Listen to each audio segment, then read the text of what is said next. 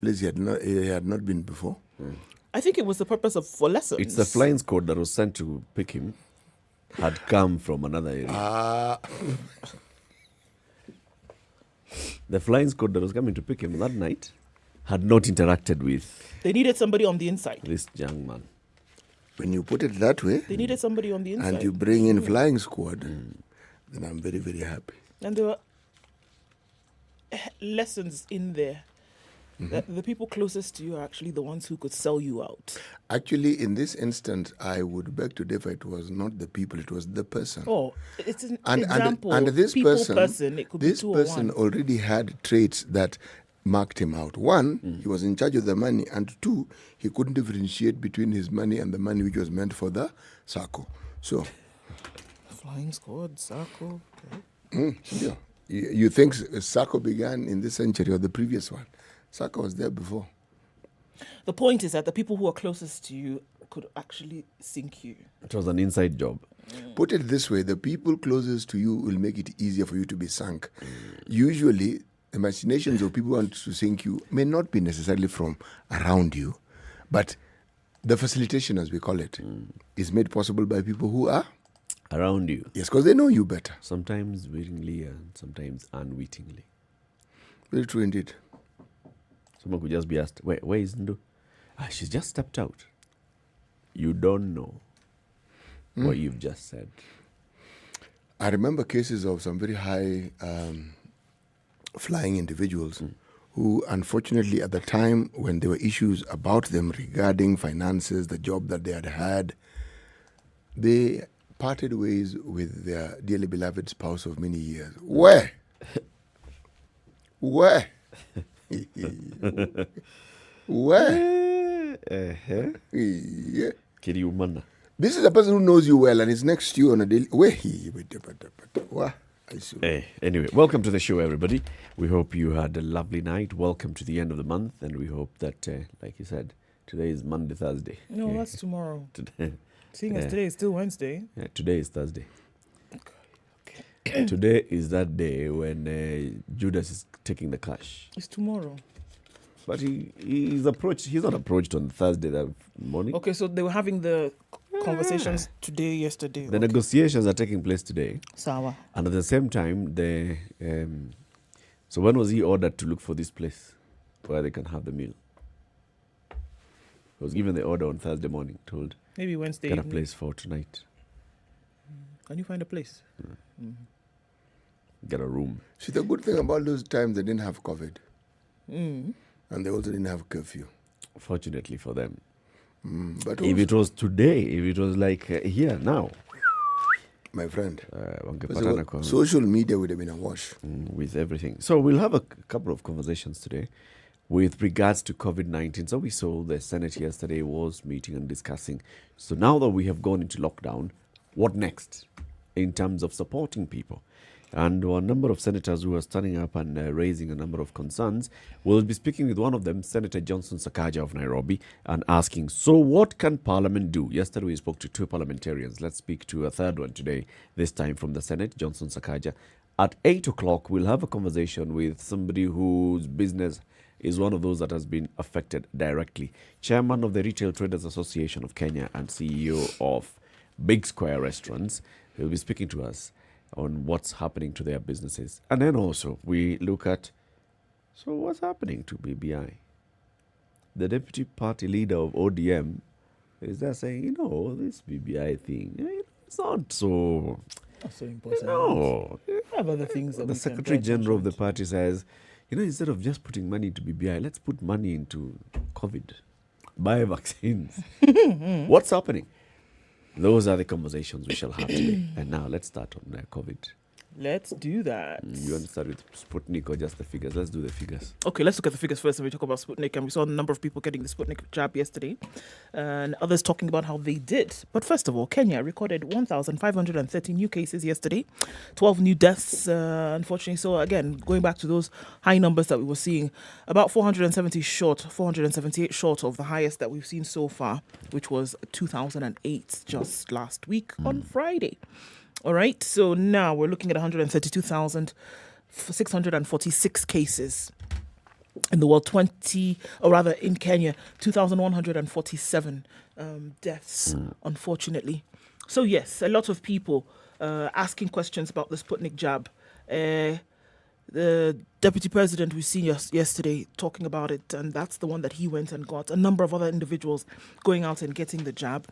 In the same time, we also heard of some private hospitals who'd run out and asked people to stop coming to get the Oxford AstraZeneca vaccine, and saying we're out, and until we get more, please don't come and get it. So they had to send away the queues yesterday. And the announcement remains that.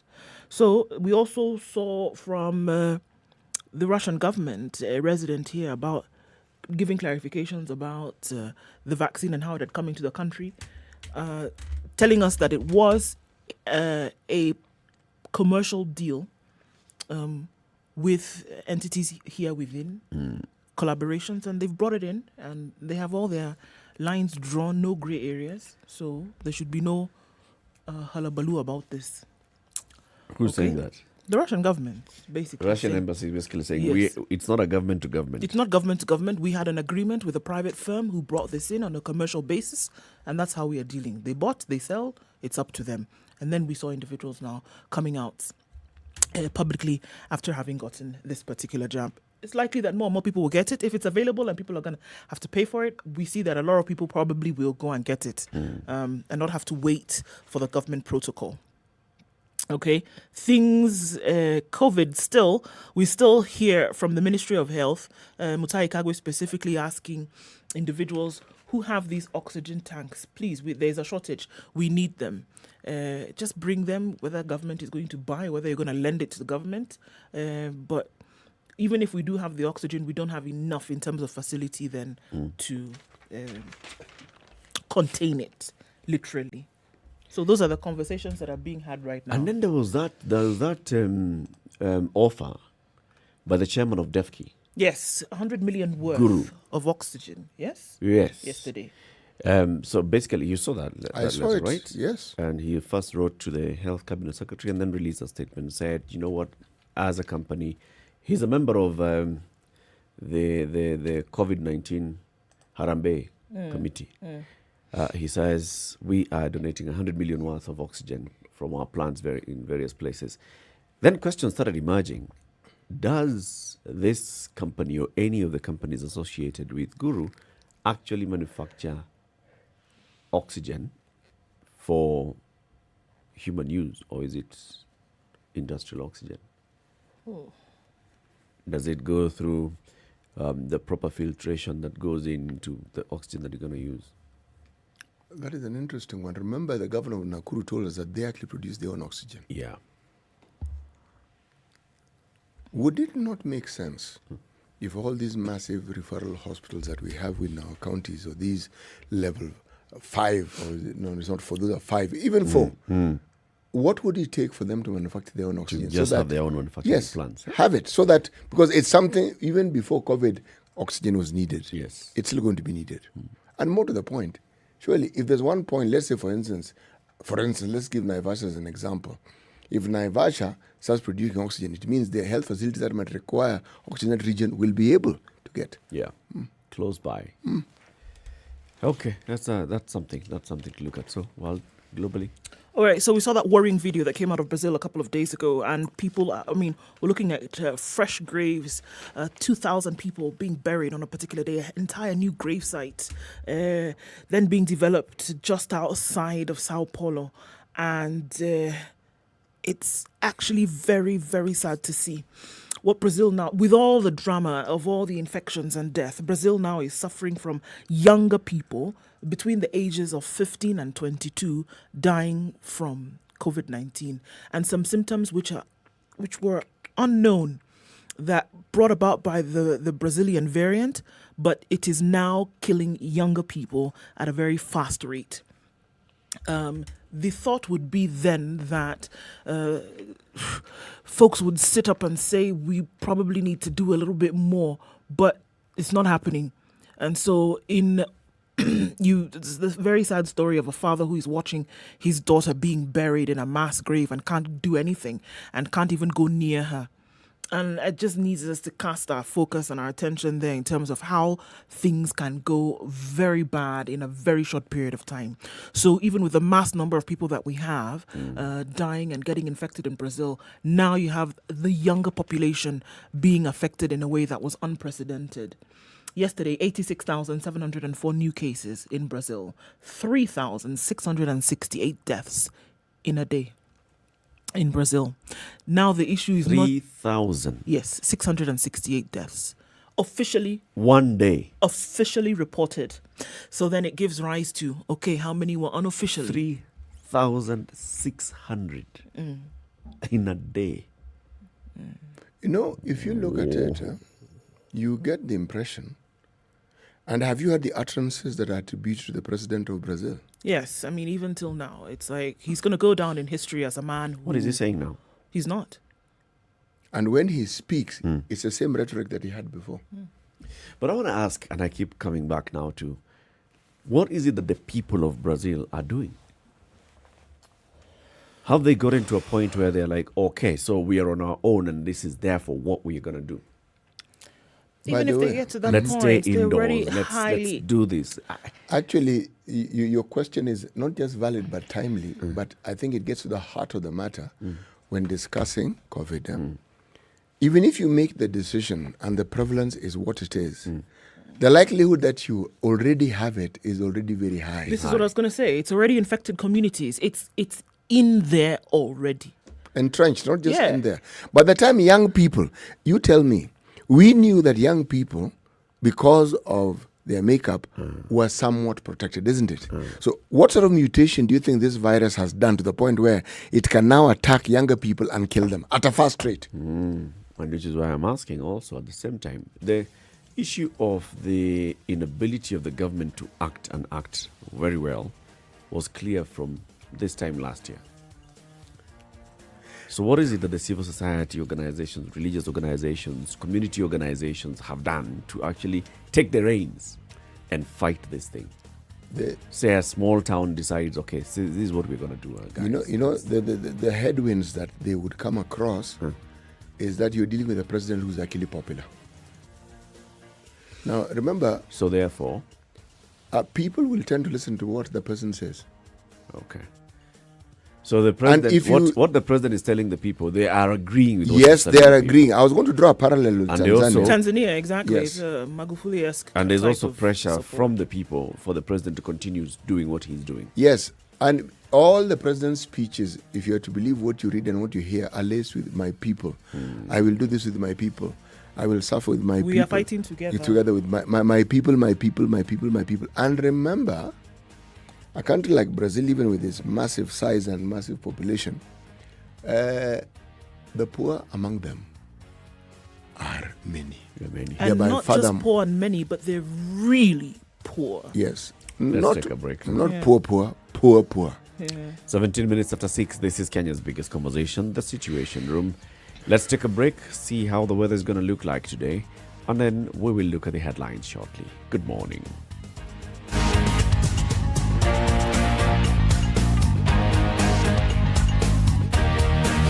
"24/7 around the world, non-stop. This is SpiceFM.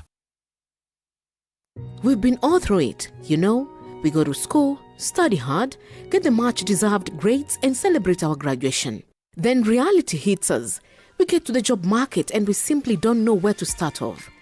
Thankfully, by visiting jobs.standardmedia.co.ke, your next career breakthrough could be a click away.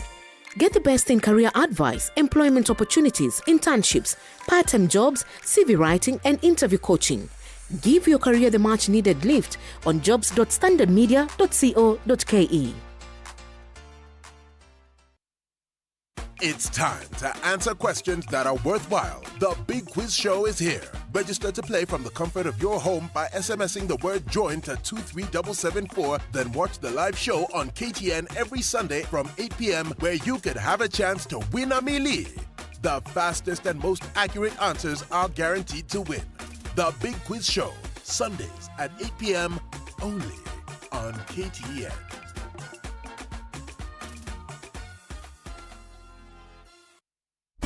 Classic soul, R&B, smooth jazz, neo soul, and nostalgic ballads. Make some noise. Yeah. You're listening to Spice FM. All right, into Wednesday, and we're looking at mostly cloudy conditions in Nairobi at 16. Going to highs of 26 today, lows of 17, and there's a high chance of rain, 90% even for most of today. Cloudy conditions in Nyeri at 14, highs of 24 and lows of 15. It's clear in Nakuru at 16, highs of 27. We'll see highs of 24 in Eldoret, where it's clear at 12. Mostly cloudy conditions in Kisumu, going to highs of 28 today. 27, the high in Kakamega, it's partly cloudy at 15. We'll see highs of 32 in Mombasa, where it's raining already at 27. Malindi, rain showers already coming down, highs of 32 today. It's going to go to highs of 25 in Kampala, where it's mostly clear at 17. Clear conditions in Dar es Salaam at 25, highs of 31 and lows of 24. We'll see highs of 23 in Johannesburg. It's clear now at 16. Partly cloudy conditions in Lagos at 27, highs of 33 and lows of 27. Lows will be 23 recorded in Kinshasa today. It's already raining at 23. Getting warmer and warmer out in Beijing, 22 and sunny right now, highs of 23 today. Highs of 25 in Paris, it's clear now at 9. It's also 9 in London, clear, going to highs of 23. And it's clear in New York on Tuesday night. It'll come into Wednesday, 15 the high, down to lows of 9.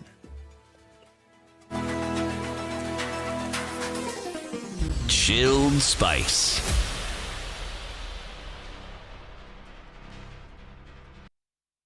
Mature, intelligent talk every morning. Spice up yourself.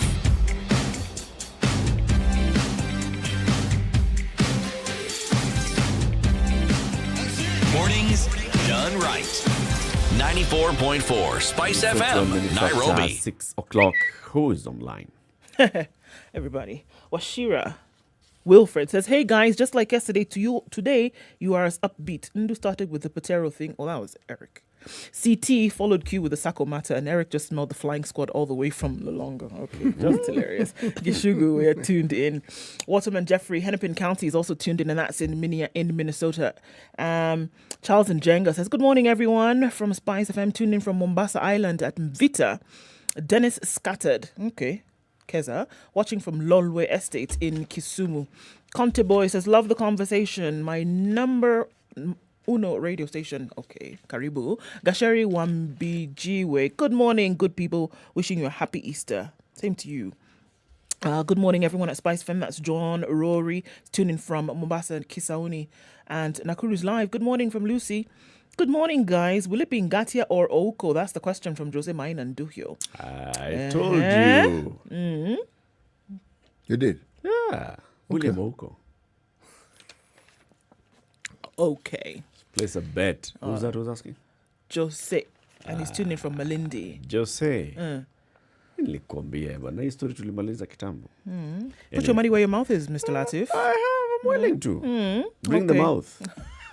Victor. It's tuned in from Kisumu. Robert Bogo tuning from Mombasa, spicing things up. Robert, please do not listen to Eric. Today is actually Wednesday, all right? Wish you all a lovely Thursday tomorrow, but today is Wednesday. Jeffrey Mochama, Kisumu Kibos is watching live. Good morning. So CT played rugby, Ndu played basketball. Eric, what did you play? He's asking. Rogers, He's tuning in from County 001. I played games. There you go. There's your answer, Rogers. Look, sport. Yeah. However you choose That's to what define he played. is up Sport. to you. Good morning, everybody. Hiya, City. Today's proverb. Right on, right on, right on. We desire to bequeath two things to our children. The first one is roots. The second one, wings. All right. That is a Sudanese proverb. We desire to bequeath two things to our children. Roots. First thing is roots. The other second is wings. Wings. All right. That is true. That sounds just about true. Let me say there's a very huge dollop of truth in it. Yes. Truth mingi. Sana. Okay, let's take a look at the headlines. So, there's a red alert over a threat to exam leakage. KCSE is going on. The Education CS, Professor George Magoha, is raising the alarm that daring groups are sneaking out question papers which they send to university students, which are then mass circulated to various schools. Okay? Now they are cutting the papers when they are still in the safety of the metallic, just after they leave the safety of the metallic containers, on their way to the schools. Kacha! Heist. The heist takes place. Papa! It goes. Next, kidogo, universities, kidogo, schools. At least 30 schools across the country are being investigated in connection with the new examination leakage plans, signaling the magnitude of the vice barely 3 days into the KCSE tests. Magoha said among these are 3 schools in Nyamira County, another 3 in Banisa, Mandera County. A known school in Kakamega is being investigated for alleged examination irregularities. Schools in Isebania and Migori have also been put under watch. The CS said an invigilator was arrested at a center in Migori County after sharing some of the questions that had been sneaked out before the scheduled time. The invigilator is now in the custody of police officers and will be in court to face criminal charges. He said security operatives are already pursuing the persons behind the ring and cautioned schools that those found culpable will have their results cancelled, their heads, no, just the results. The tough-talking Magoha seemed to be pointing at a well-planned scheme keen to dent the credibility of the tests, eroding the gains registered since 2017, when the old NEC was disbanded. There's something funny here, Erica. This leakage that we speak of, Yes. those examination papers are actually sealed. Yes. Tight. Yes. They are opened for the first time. In the room. Yes. Yes. So if the leakage was to take place, it would take place at the Kenya National Examination Council. Before they left. Because, and it isn't, and it just open, it's in the presence of very many people. Yes. The invigilator, the security, the head teacher. And the students. And the students. So... The leak did not happen at the centers of examination. No. Nope. You see, if there's a cartel, right, and let's say it's school X, and the cartel is well connected to everybody who is invigilating and providing security in that school for a specific batch. So when it leaves that container in the morning to come to the school, that's where it's happening. So how then do you open it? This sealed... you open the seal, you'll go to the school, and everybody will be ready to be done so fast. These guys, the students themselves, are just sitting there. They're anxious. They want to take the exam. They're not really noticing if you're So the people who are here, the person who's the security person and the person who's pretending to be the invigilator. You see, the invigilator is the one who's been arrested. So the invigilator who has come with the papers. Now, you see, now here the papers, pretending to be opening the seal, that's where the games could be. You know, So by the time he's got into the classroom with the papers, he had already sneaked out the questions.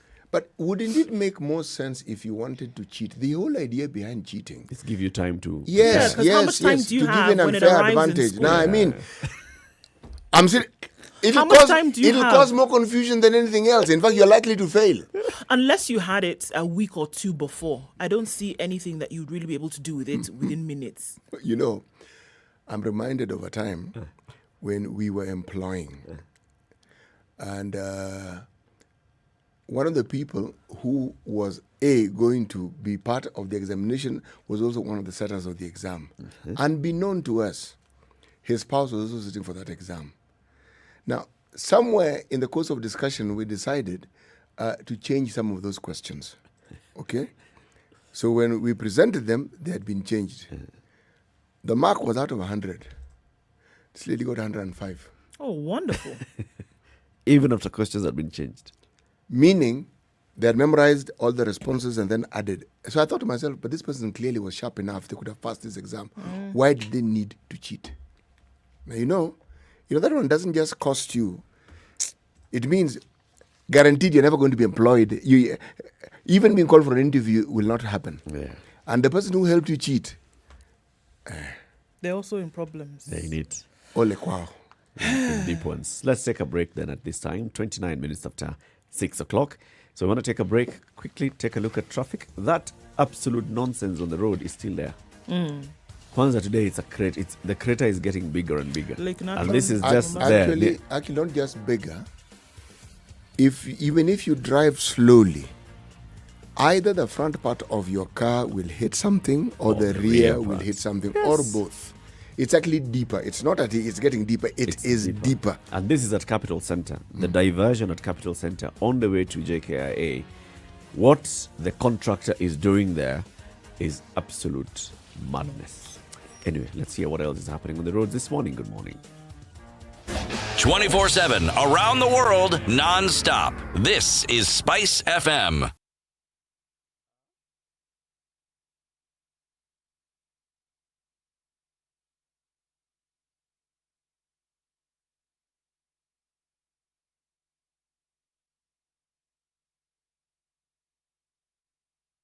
Spice FM. It's getting hot in here. Oh, everybody steals. It's better a thief who brings something small back. And I say to myself, there's no better thief. A thief is a thief, period. All those bribes, how much they're getting per year, how much inconvenience they're causing, as much as you call it a small case, it's worth it to be convicted. The truth is, we are a tribal nation. Because if we were not tribal, and I want to go back to this, you cannot continue walking around with a mug which is clean outside and it's rotten inside. We have become a fuliza country. We have mortgaged our country because of debt. You've got one chef working and the assistant chef wakati anatakana koroge unga nini hayuko. This is the Situation Room. The only way to start your day. Pretty good, guys. Not much of an issue this morning. Trying to get into the CBD will not cost you much in terms of time. Getting in about 20 minutes still is the case, so it is great. Right now, until General Motors on Mombasa Road, you're going to have a problem. It's moving very slowly. Also understanding that the construction continues, so a great part of the road until General Motors has been blocked off. So what used to be 2 lanes is now 1, and so it slows down some. So that's the reason. After General Motors, outbound, it's a bit clearer until you then get around Capital Center out towards Nyeri Stadium roundabout. That's what we're looking at today. Where is the finger hurting? Right around Mombasa Road, and also around the Nyayo Stadium roundabout. Juja Road from Lango Kubwa to Pangani, traffic lights clear. Not a problem there whatsoever. Let's take a look at how things might change in about half an hour, but for now, waking up, it's looking pretty good. Spice of MKE on Twitter, that's how you can get in touch. Text on 40127. It's Wednesday. Let's keep things moving.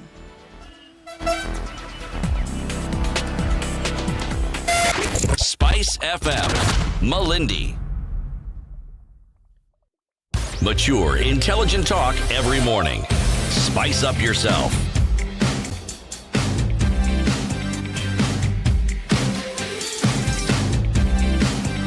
Mornings done right. 94.4 Spice FM, So, Nairobi. Somebody decided to fly a drone over the deputy president's home, and this has gotten them in a bit of a pickle. Police have launched investigations into circumstances under which a drone was captured flying inside Deputy President William Ruto's official residence in Karen, Nairobi. Nairobi County Police Commissioner Augustine Thumbi said Ruto's wife, Rachel, reported seeing the drone capturing events at the compound. On Monday at about 3 p.m., Rachel saw the drone when she was in the house and reported it to police officers who rushed there and intercepted it. Boom. It is believed that the drone came from a neighbor's compound. Police went there and recovered the drone. It had memory cards, which were also recovered. We have involved the DCI and the Anti-Terror Police Unit and the National Intelligence Service. We will involve other bodies such as the Kenya Civil Aviation Authority to establish whether the British national had been cleared to operate a drone. Okay? Right.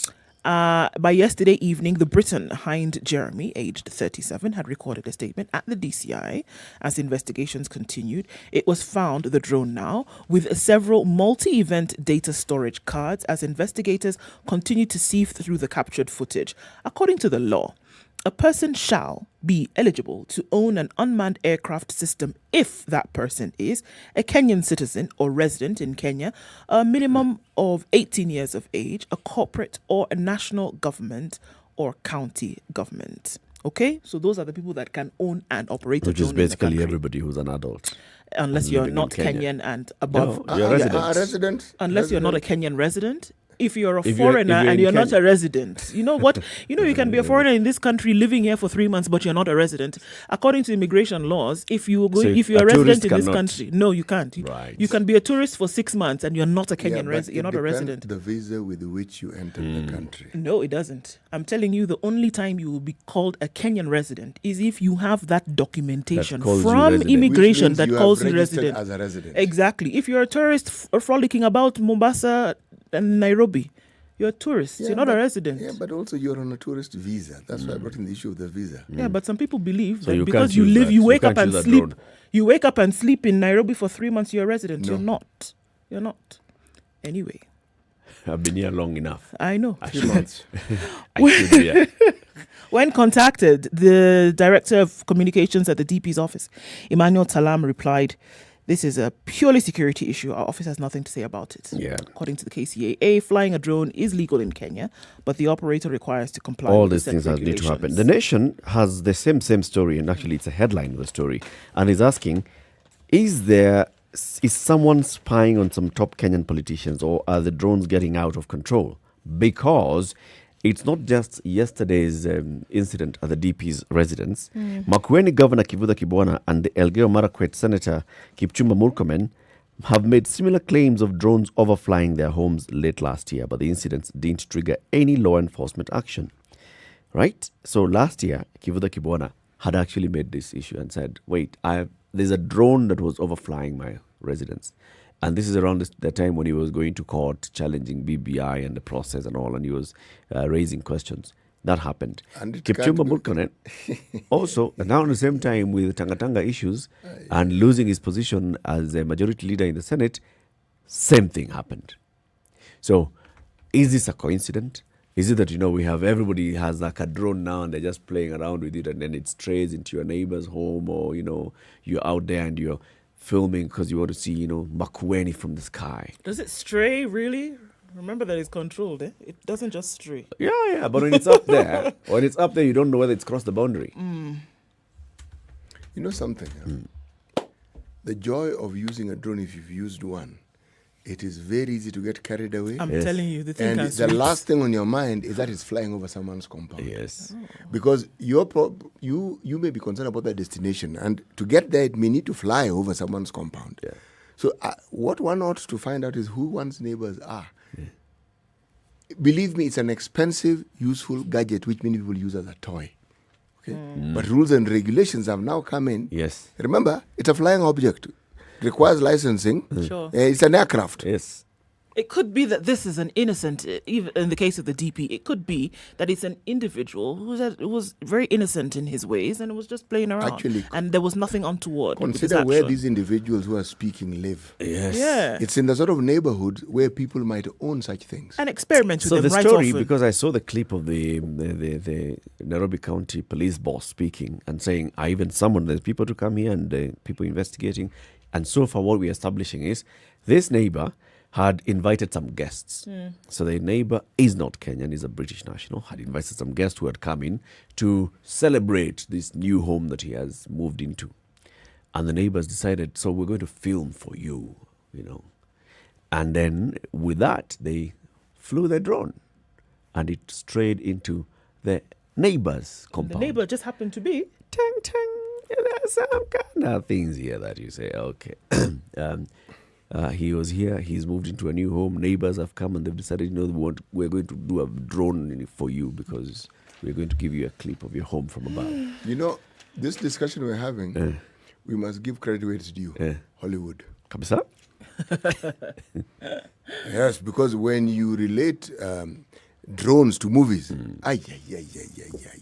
you've entered a spy thriller action movie. Eye in the sky. It's the thing of the Fast and Furious. Eye in the sky. There was a whole ruckus that was raised by people, especially people in the film production industry, when KCAA, first of all, said suspend all licenses. You're not supposed to fly any of these drones until you come up with regulations.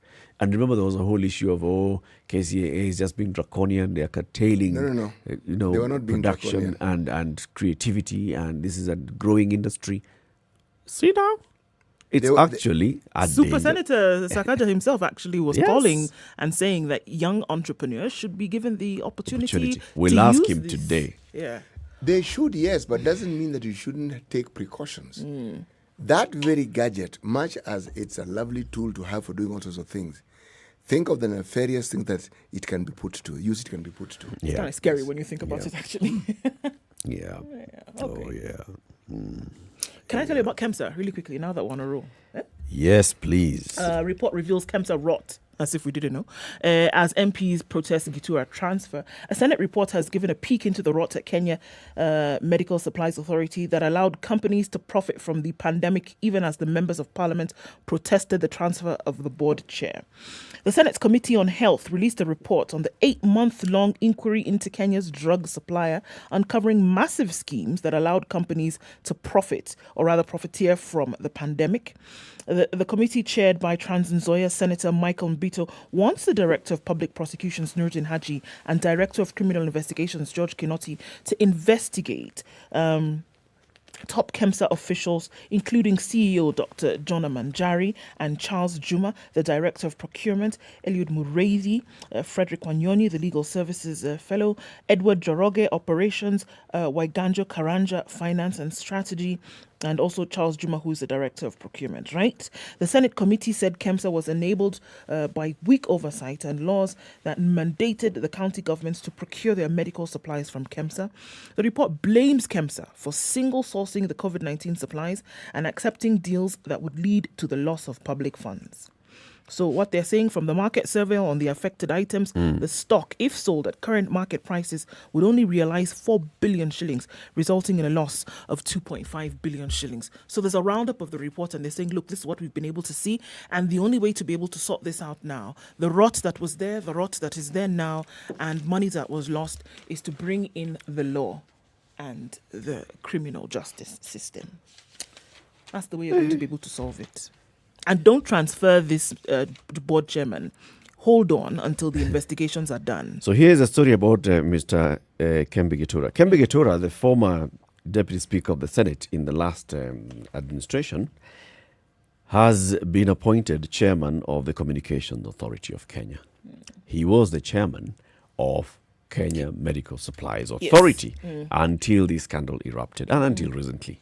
So now, this Committee of Parliament of the National Assembly, led by Vita MP Abdul Swamad Nasir, says, hey, wait a minute, Mr. President, you have even instructed investigating agencies to conduct an investigation into what happened at KEMSA. He was the board chairman at KEMSA. You've given him another appointment as a board chairman of another authority. What on earth is going on? And I can see that very clearly. How many stories have we read whereby there was rot that was found to have gone on in an organization 5 years ago, but the person who was at the helm at that point now is in another organization and will tell you that they don't know about what was happening at that time because they've moved and their duties have changed. I see merit in that argument, actually. Why do you want to transfer him? And right now we're in the middle of the rot. Wait first. What's happening? Case in point was the MES saga. Exactly. Same thing. When the gentleman who was CS... The CS, akaenda ngambo. The PS, akaenda kwa mashamba. Yes. And suddenly...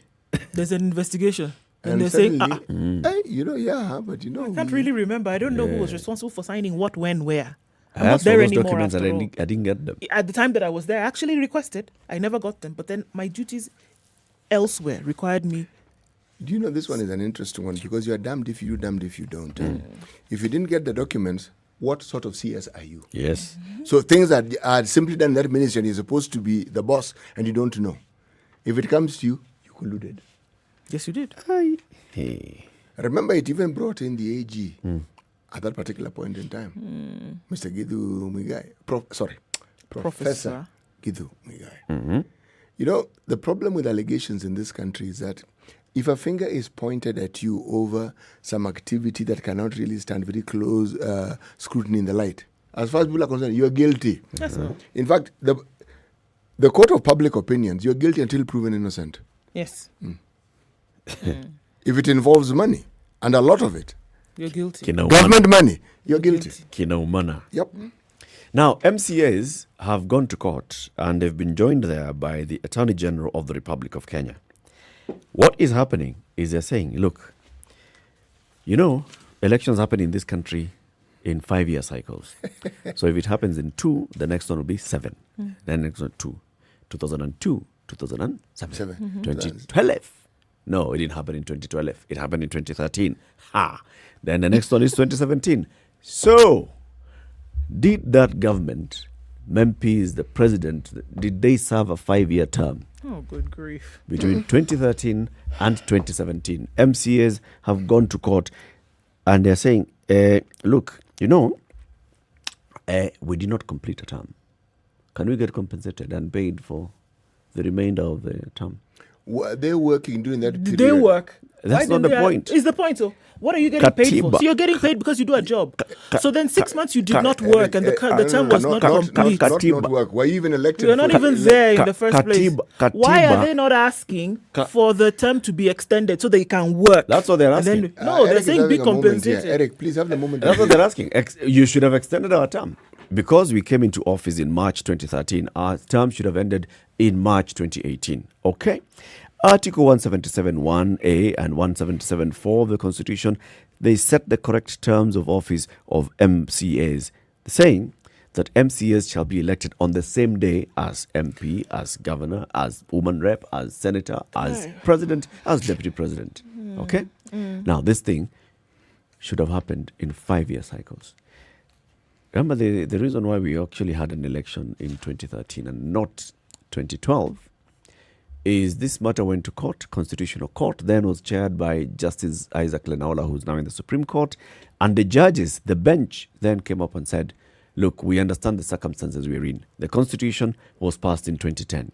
Laws that needed to come into effect are still being put into effect. Yes. So if we say that we go into an election in 2012, we should have had an election in August 2012.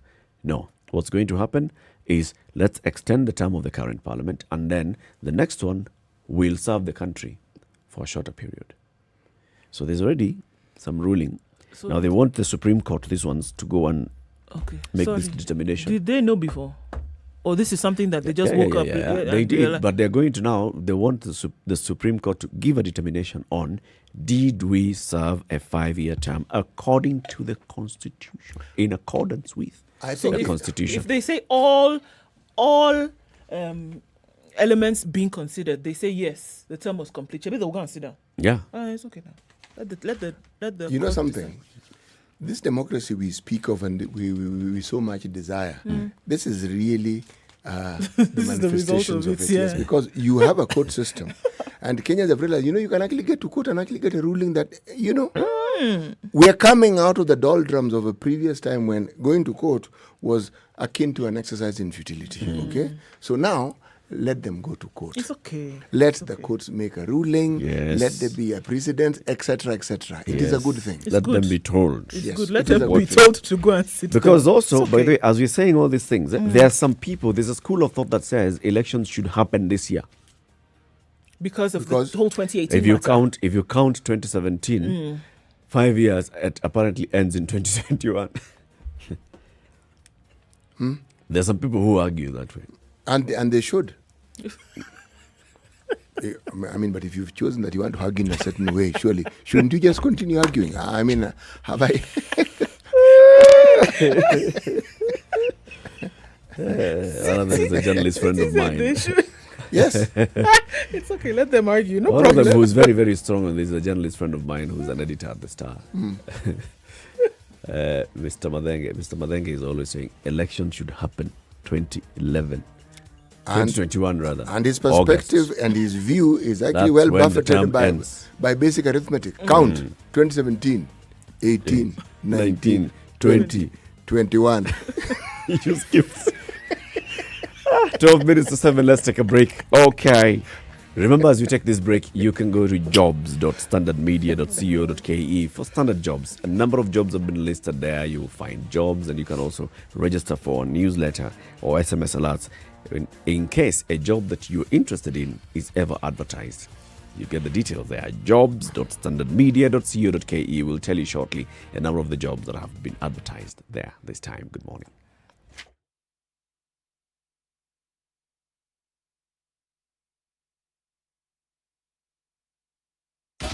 24/7 around the world, non-stop. This is SpiceFM. Are you a wholesale buyer of farm produce looking for constant and reliable supply of produce? Introducing Vuna, the wholesale marketplace for fresh produce.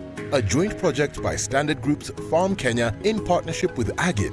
With the Vuna Market, you can say goodbye to uncertainties of procuring produce in bulk. Vuna Market connects wholesale buyers to a network of verified farmers working through reliable bulking centers countrywide with the benefit of standard weights, measures, and packaging, as well as transparent pricing for agricultural commodities that can be viewed at www.vuna.co.ke. Download the Vuna app for free today from the Google Play Store to have constant access to a consistent and transparent marketplace at the palm of your hand. And if you are a farmer looking to supply your produce at competitive prices, you can get in touch with the closest bulking center near you by emailing us on farmkenya@standardmedia.co.ke. Farm Kenya, working to secure your growth. The realest and craziest couple are now on your screens. Terrence and Chebi are bringing you top celebrities and trendsetters on Thursday Night Live. It's double the fun and double the laughter every Thursday at 10 p.m. on KTN Home.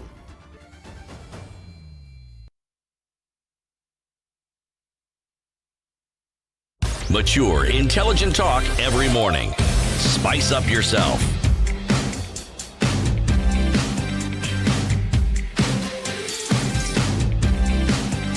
All right, 10 minutes to 7. City, biashara iko namna gani? Actually, CBK, Business Daily, front page. CBK ponders relief.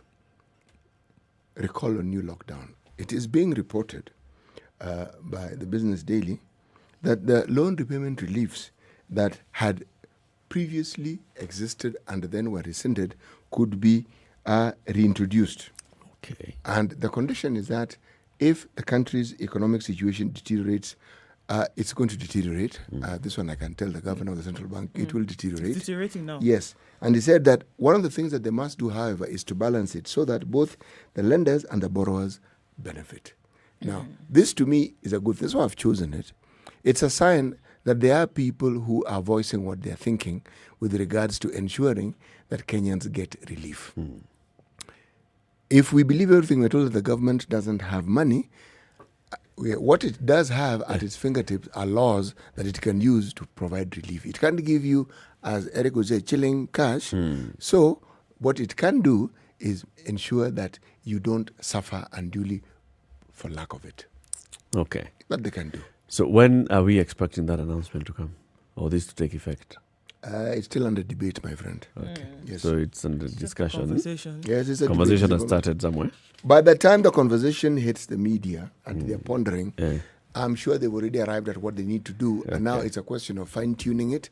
And how do you start? Where do you start? How do you deliver that message that people actually understand it for what it is? Okay. But also remember, lender of last resort in Kenya, central bank, that's one of their roles. They will have a clear understanding of how much money may exist here. They may have, forget the stories of the government doesn't have money. And what it is that they can do to help. Because if you're going to give relief, then whatever the money was intended for in the first place must go on in some form. Yeah. Yeah, so. Yeah. True. So, ODM has given the strongest hint yet to abandon the referendum course. We will talk about this later, but Deputy Leader Oparanya and Secretary General Edwin Sifuna say money set aside for plebiscite should be put to better use.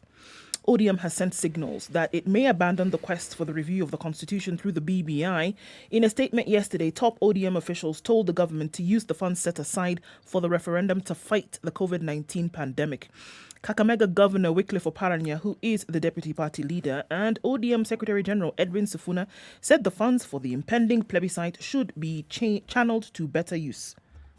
As ODM threw the spanner in the works in the BBI process, the party also tightened its screws on the erstwhile partners Amani National Congress, Wiper and Ford Kenya, accusing them of trying to rock the handshake.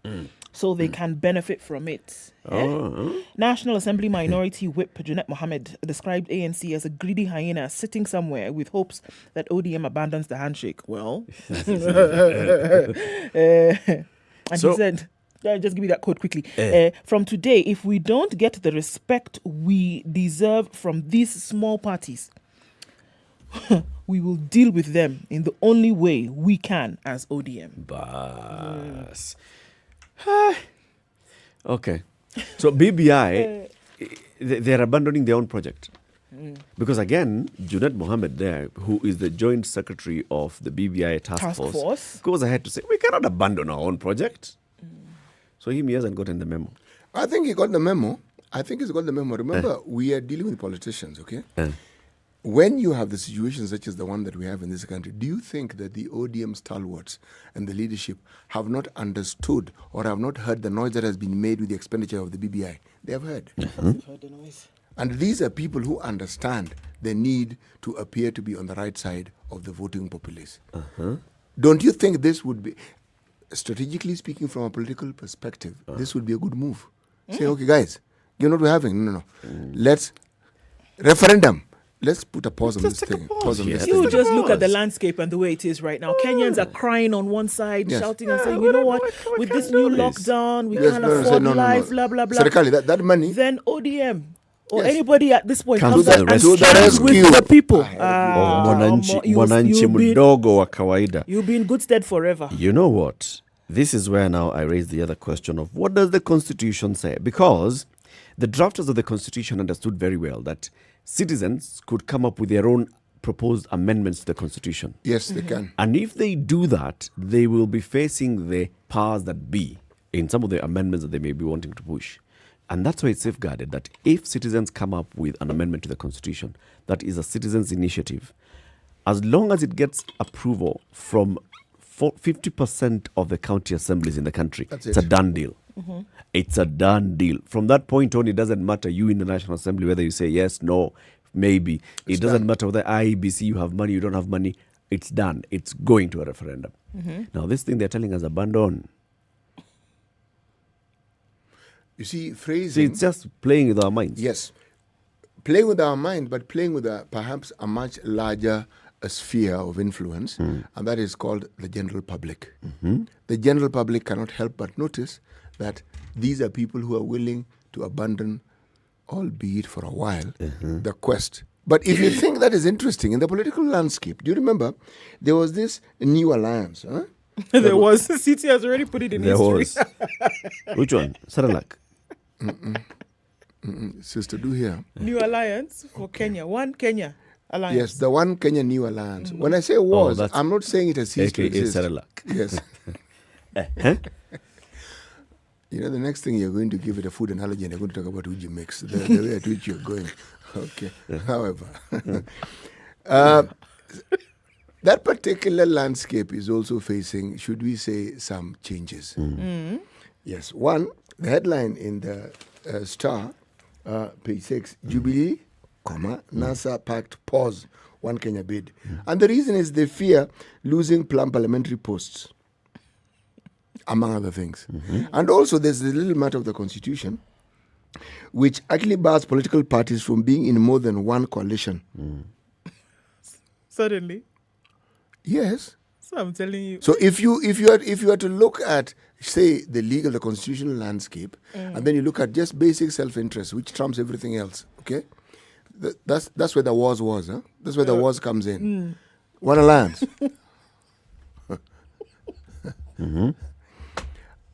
The best thing that can happen to it right now, it can form part of a discussion. But from where I said it'll be a brief discussion. It'll just be a discussion. Yes. A suggestion for a topic. Yes. But in terms of existing for a force politically that will reckon with these others. The possibility of it becoming a reality in the near future? No. Leave that thing, Joe. But it's a good idea. It's a good idea. Yes. You know what you've done? You know how when you go to your professor with your assignments, suggestion for a topic, they'll tell you nicely, good effort. However, it's rubbish. But good effort. We can think about it sometime later. But for now, In the course of next week, I will want us to be discussing these higher, the higher learning platforms like masters, PhDs, certificates in Kenya, because right now there is a discussion among the institutional bodies that look into the validity of these things. And if you acquired a degree, let's start with basic qualification outside the country, they want you to bring everything so that they can verify whether you actually got this. Yes. Around that, there is a very interesting discussion. Why do I say this? I say this because, my friend, when you have a country like ours, everything needs to be looked into. Twice. Everything with a keen eye. Even the people are looking into. By the right eye. Need to be looked into. Kenya's biggest conversation continues. Keep it right here. In the next hour, we ask ourselves, so how do we save lives, livelihoods, and businesses? We'll be speaking with Senator Johnson Sakaja, Super Senator for the County of Nairobi. Good morning. It's 7 o'clock.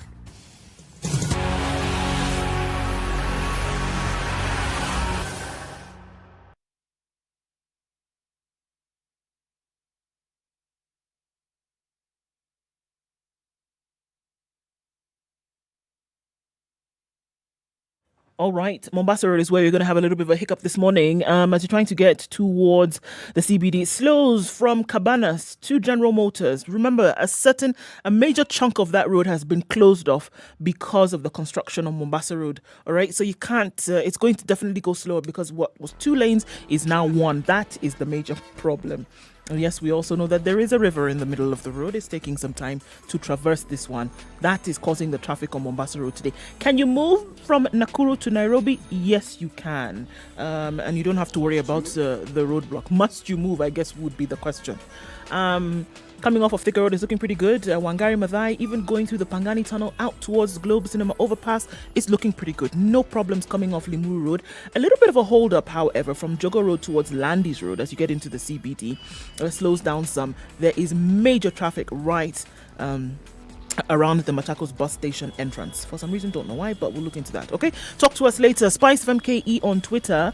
Let's see where you might get stuck. If you do, if you don't, even better, right? Text as well, 40127.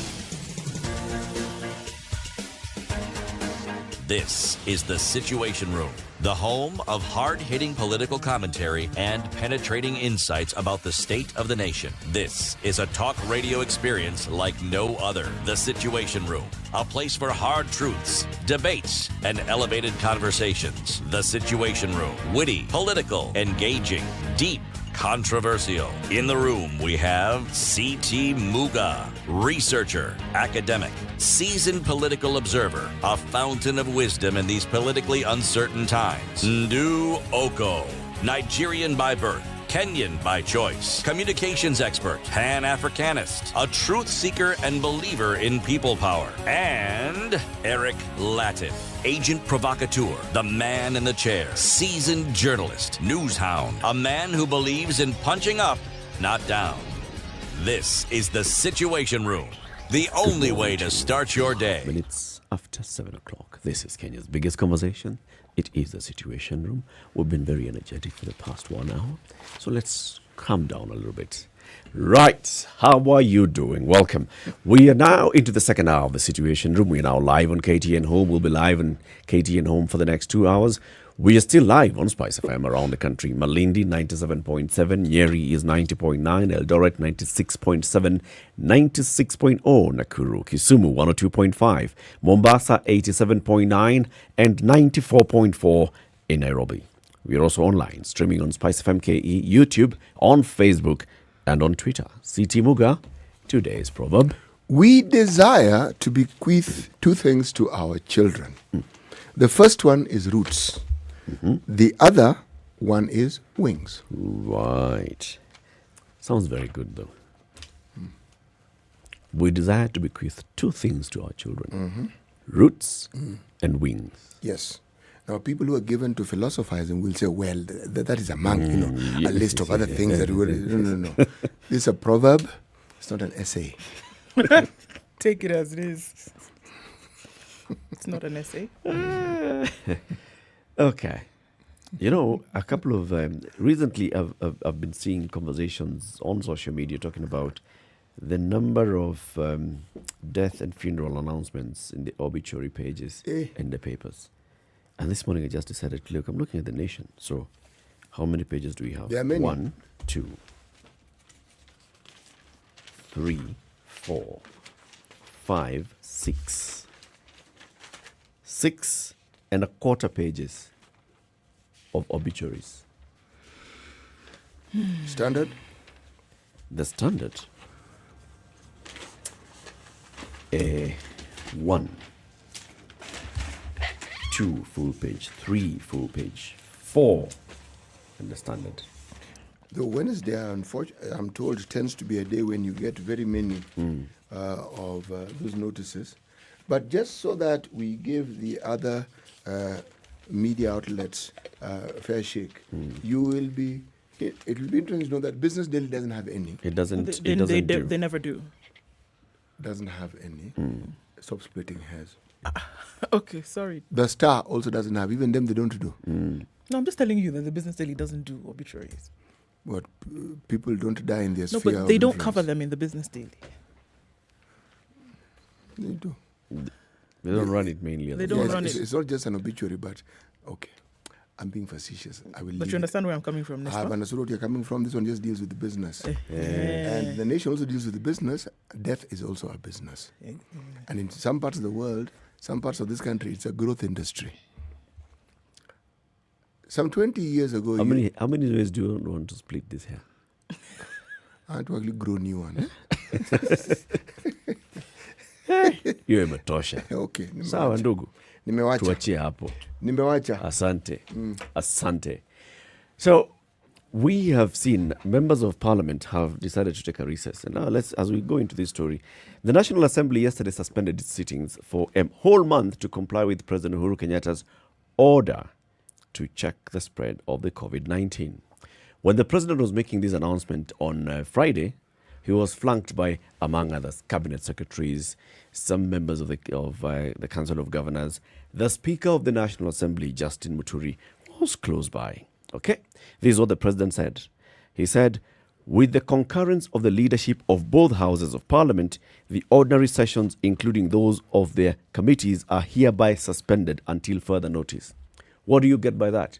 The president was basically saying, we have already had a conversation with the leadership of the two houses, and we have agreed that their sittings, even the committees, are suspended forthwith. Immediately, does the president have powers to actually interfere with the calendar of houses of parliament? And the conversation was, no, that's not possible. So yesterday in this sitting where they were discussing this and agreeing to go on recess, members of parliament were up in arms saying, you know what, the president, those who are advising the president misadvised him. They should have known. The president cannot do anything to the calendar of this house. This house determines its own calendar. The Speaker of the National Assembly was on the chair yesterday, and he said, even though he attended a meeting at State House that led to the issuance of the statement, as did the leaders of the two other arms of government, the wording of the president's statement went against the spirit of the Constitution. It's the wording that was the problem with Mr. Justin Muturi. The leadership of the House that was there should merely have been requested to take note of the brief. So the president lied. Okay. When he said that with the concurrence of both leadership of both houses of parliament, the ordinary session is hereby suspended. Because the leader of the house says, even though I was there, I should merely have been requested to take note. He's basically, one of them is rukaing the other. Kipetero ki? Yes. We're heading towards Easter. Things are falling in place, eh? Yes. Okay. Now who's splitting hairs? The speaker. You know, I like these debates. I honestly do. These discussions are good. They're informative. One of the ways in which I interact with the Constitution is when such things come to the fore. Because somebody will say this, then another one will say. The first declaration was the president cannot close parliament. I said, okay. I knew other people will have their say. So long as we're a nation who find that the cause towards resolving an issue are discussions and more discussions, we're actually in a good place. And it's something that should be continued and should be encouraged. Yeah. Yes. Even when it sounds, our innate self is actually reluctant to deal with views that are contrary to our own. We as human beings, this is not an African thing, it's human beings. Human beings like things to go the way they want them to go, or the way they think they should go. So you're saying that the interrogation of the Constitution, the law that essentially governs the country, is a healthy thing to have. That when people are asking questions about how this thing really ought to run, that is when you're seeing, and the ideas of democracy, for example, actually playing out. For me, that you can ask questions, that you can say, look, how does this actually then resonate? Can the president actually stand up and say something like this, and everybody then essentially has to fall in line? Is it according to law? Yes. And there's nothing wrong with not knowing. No. In an earlier time, let's just take a case in point. There's a gentleman who goes to court. I think his job description is, I go to court every once in a while. He should be given an office. He should be given an office. Judiciary. The judiciary, yes. So that when you want him to go to court on your behalf, you simply find him there. Yes. Okay, Mtata. Yes. In an earlier time, this person would have been jailed and would have been forgotten a long time ago. Kwani, what does he think he is? Huh? How can he question Serikali Kuu? But it's a good thing that this person does. That's because very true. At the end of it, there's a judgment and you're better informed because the judges will give reasons as to why they've done. Yep. Then someone will appeal. It'll go to the Court of Appeal. Some are even braver. They'll go to the Supreme Court. Court. So these others to the East African Court of Justice. Quickly. And where they will get it reprieve, then come back and say, I got it. And the problem is, what was happening was just going to continue happening. But there's a document that shows that your case was heard and the determination was made. Yeah. These are good things. At the same time, though, it points to a possibility of some people who are still in the system who have not internalized the Constitution, the spirit or the letter. They've internalized the resistance. Because there's somebody who has clearly not understood that the president cannot say what he said. But they still go ahead to advise the president to say what he said. Often what you're seeing... And then now it appears, the president is the one who's left with the monkey on his shoulder or egg on his face. How could the president have said that they hereby are suspended until further notice? And then you see the records of parliament actually indicating people are debating what the president said and saying the president should not have said this. This is exposing the president. And I think there are people in the system who need to be taken to Kenya School of Government. The people who drafted the Constitution plus others who understand the Constitution should go and sit them down for a week. I think during this recess. I think those people have gone to Kenya School of Government. I think that's why they even got those jobs to begin with. Now, it's also this monkey, since we are talking about primates, called self-interest. Okay? This one isn't on your shoulder. It's squarely on your head. Because often decisions that are made by underlings, and I'm using this word very deliberately here. I know it sounds a little derogatory. It's meant to be. People who qualify as those working for others often seek to serve their own interests through the people they serve. Yeah, okay. That is the point I'm trying to make. Let's shift into the conversation that we want to have this hour, all right? So with that order, with the president, among other orders, he ordered that these 5 counties that are now called the one zone that has the highest prevalence of the COVID-19 disease at this time, the third wave, there are a number of things that are needed to happen. 1, curfew, 8 p.m. 2, restaurants and other eateries, no sitting. 3, other things. And it has had an impact. And even as members of parliament were debating this in the National Assembly and others in the Senate, this was something that was coming up.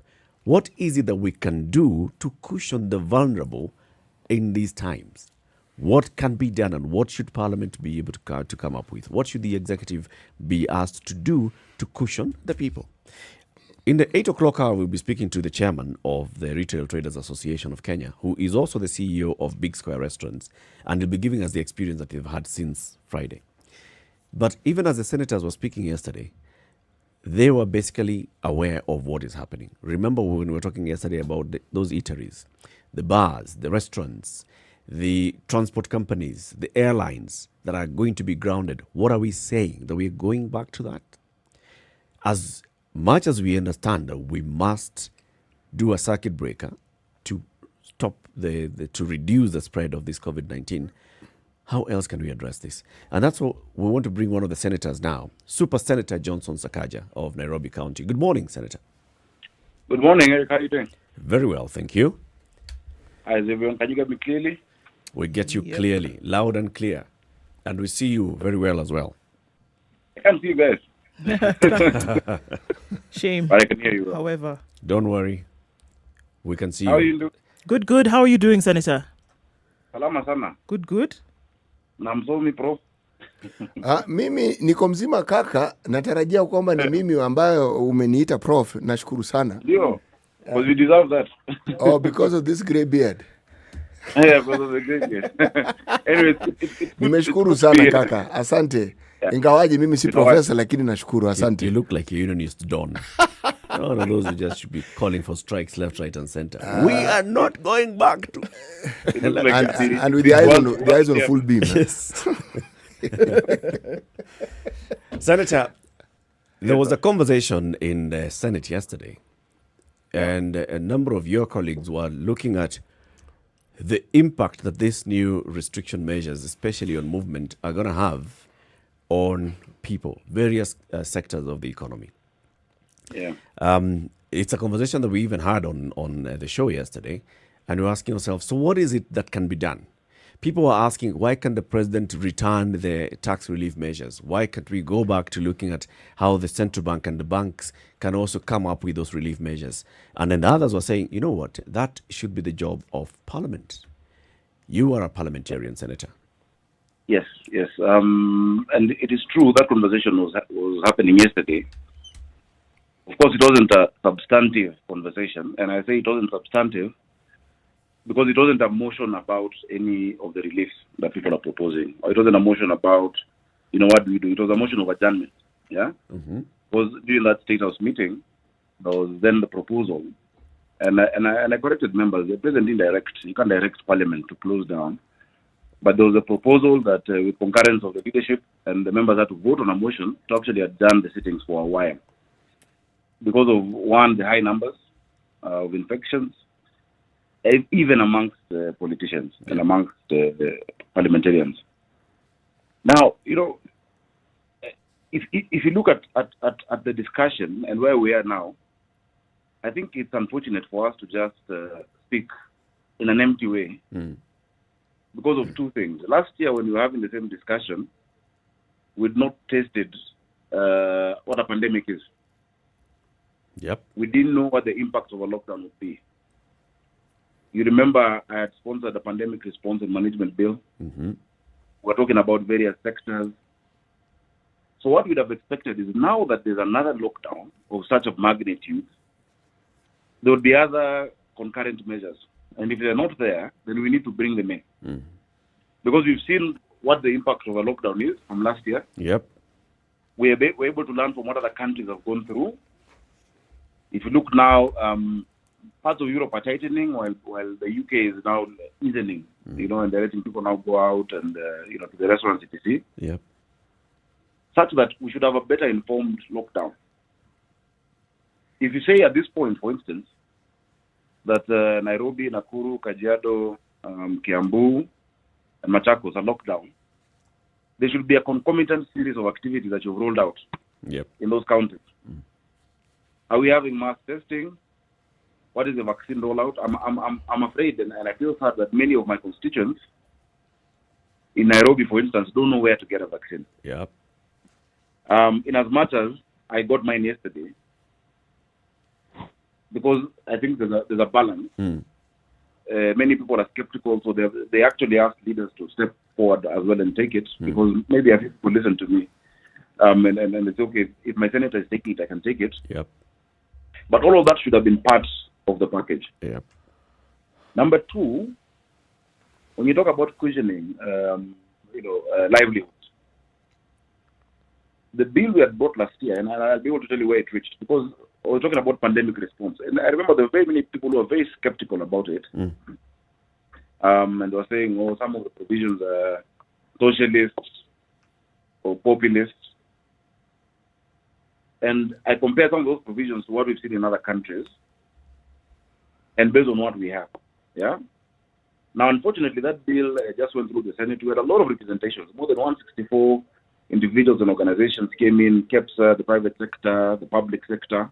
And the final product we had was a bill that offered certain reliefs, but almost was able to strike a balance between business and cushioning livelihoods. Now, what we provided for instance, was a credit guarantee scheme.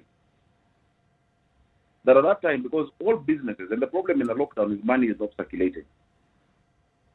But all businesses today, of a certain level, I think majority of them have a relationship with their bank. Mm.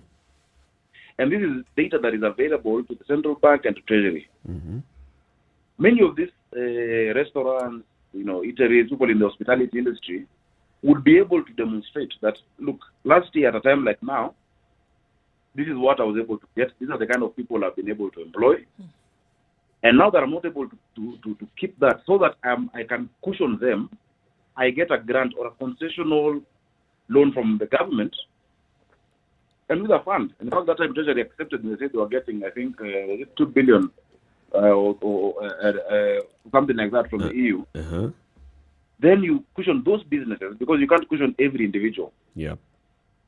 When you decide to go give people in Kibera only 2,000 and 3,000 shillings, you forget that there's a huge number of people. For instance, if there's a couple that works in KQ, a gentleman and a lady, one is an air hostess or whatnot, they're probably not in the slum, Yep. but they're out of a job. Yep. And for 2-3 months, they cannot be able to sustain themselves, and people have to go back to the village. So I think what we've not done is learn from the lessons. If we did everything, if the government actually provided everything they promised that have done at that point, we would not be staring at the reality of what's going to happen now. And I think finally, before we get into the details of those reliefs, because I have a few that I would like to discuss. At the same time last year, there were people who were evicted in my county in Kariobangi. And there was a decree, and I summoned all these people to the Senate, and they said this will not happen again, and it was about the sewerage system. But just last week, 4,000, maybe 3,000 people were again being evicted in Zero. So at the worst of times, we must think of the least in society. Yep. First, you never strike a balance; it will be skewed. The first thing you save is lives, and then livelihoods, and then the economy. Mm-hmm. In that, because a pandemic is not something it's not an epidemic. It don't happen every year. The last one we had is 1918. But in that order of priority, lives, then livelihoods, and then the economy. How can it be done? I mean, they were talking about, it's clear that this is a section of society that should be considered first when it comes to something like this. But then also appears to the same section of society that there will be a reluctance on the side of those who can actually push for something to be done about it. And I think that's where we are. We're at the crux. We're at that cusp where we're saying, okay, it's clear that the need is there. And there are those who sit in a position that can put a law into place, or they can start to make recommendations that can then be adopted for something to be done. But then we seem to be swimming in that space where, the conversation is just being had. It's being suggested. But, a reality, can there be a reality that people can see something tangible? I think there must be. And really conversations like this help. Of course, ours is legislated, and that's why I've always been against a full lockdown of Parliament, because you don't suspend the sovereign power of the people. Article 1 says the people's sovereignty is expressed through the elected representatives, or directly, as we will do if we have a referendum. So once you suspend that, and the executive is normally very eager for Parliament not to be around, naturally, because then oversight goes down. And yesterday I was saying, no, let's even have online sessions. We've adjusted our standing orders to allow for virtual meetings, but let us not shut down. Because, for instance, where will I go ask the questions about the evictions in Jiro or what's happening in Pangani, etc. But number two, I have really appealed to my colleagues, and yesterday I made that appeal, and I've spoken to the speakers to revive this legislation that we had already passed. Unfortunately, the National Assembly and the Senate went to court. And this was one of the bills that they said needs to be republished. So it's been republished, taking into consideration all the work we did through public participation. If we just fast-track such legislation, then we should be able to address. And some people say, we have enough legislation. There is space for legislation.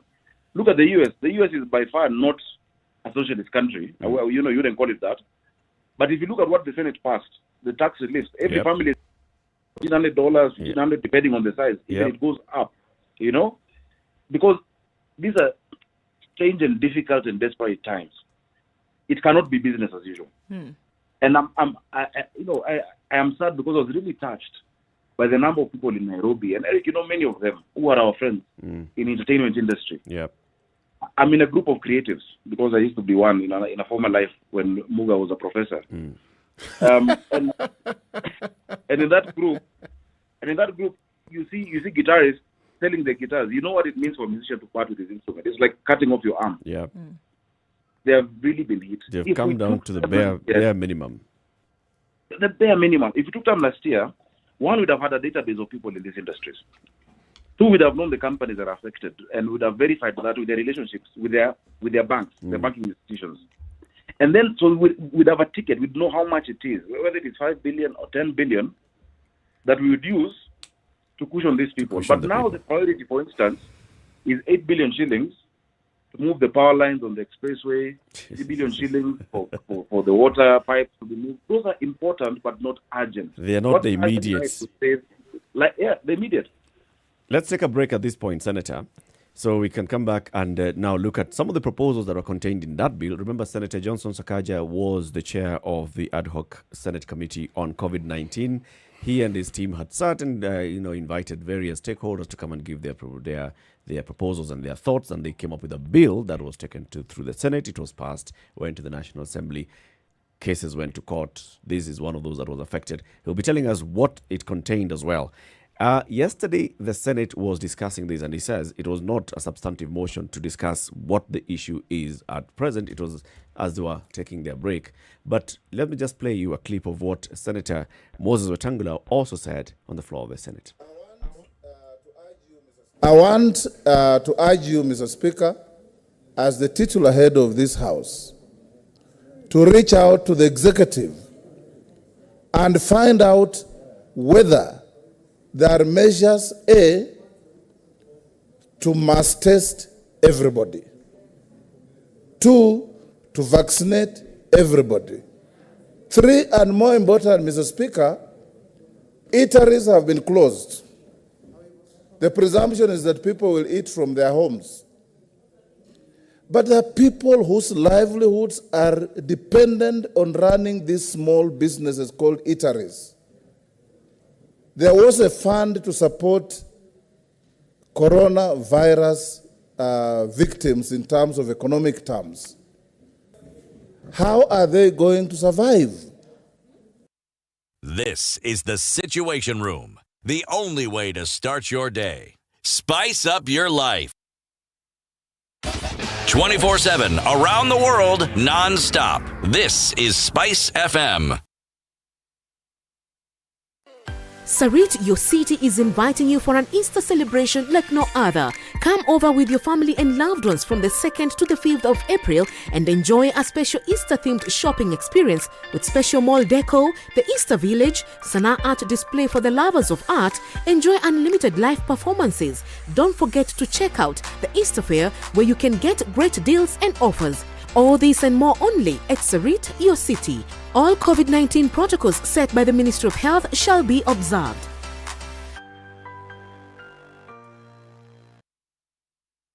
It's time to answer questions that are worthwhile. The Big Quiz Show is here. Register to play from the comfort of your home by SMSing the word JOIN to 23774. Then watch the live show on KTN every Sunday from 8 p.m. where you could have a chance to win a mealie. The fastest and most accurate answers are guaranteed to win. The Big Quiz Show, Sundays at 8 p.m. only on KTN.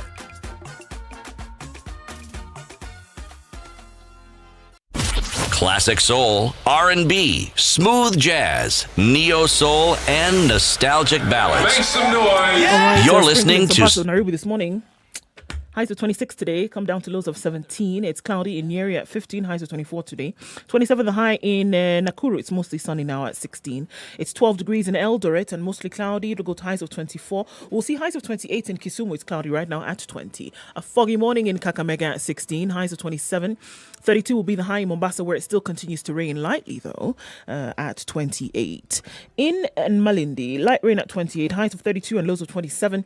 Mostly sunny conditions in Kampala this morning at 17. It'll go to highs of 24. We're looking at highs of 31 in Dar es Salaam. It's sunny now at 25. Clear conditions in Johannesburg at 15, highs of 24 and lows of 12. 33 will be the high in Lagos. It stopped raining, at least for now.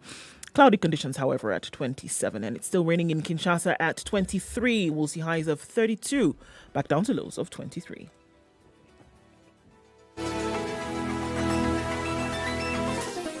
Chilled Spice.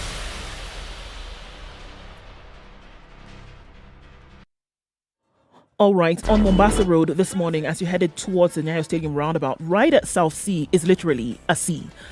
So if you are going outbound, use the South B route then to Bellevue. The diversion at South Sea is not working because some vehicles are getting stuck there because of the water log. All right, don't use that if you don't have to. Pangani, no traffic at all. Coming from Thika Road, easy peasy. Getting through to the city is actually looking pretty good. Jogo Road, yes, people are not practicing social distancing. We understand that. Matatu should not be carrying at full capacity. So folks are getting down. Well done. Get down and get onto another one this morning. And let's keep the traffic moving. All right, coming off Langata Road looks pretty good, as it does on Gong Road as well. Jogo Road going towards Landis and then out into the CBD. It is slow. It's looking pretty good on Limuru Road as well, getting into the city, so we don't have too many issues this morning. Also coming out of Western, smooth through to the CBD. SpiceFM KE, talk to us. Should it get any different? In about half hour or so, we'll see where we are. All right? Text as well on 40127.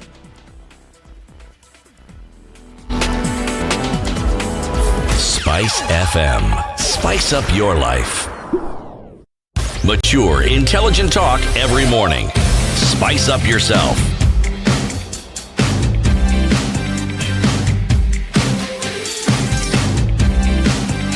Mornings done right. 94.4 Spice FM. Kenya's biggest conversation, the Situation Room. In the room with you this morning is Nduoko, CT Muga, Eric Latif. Joining us on the line for the conversation is Senator Johnson Sakaja of Nairobi City County.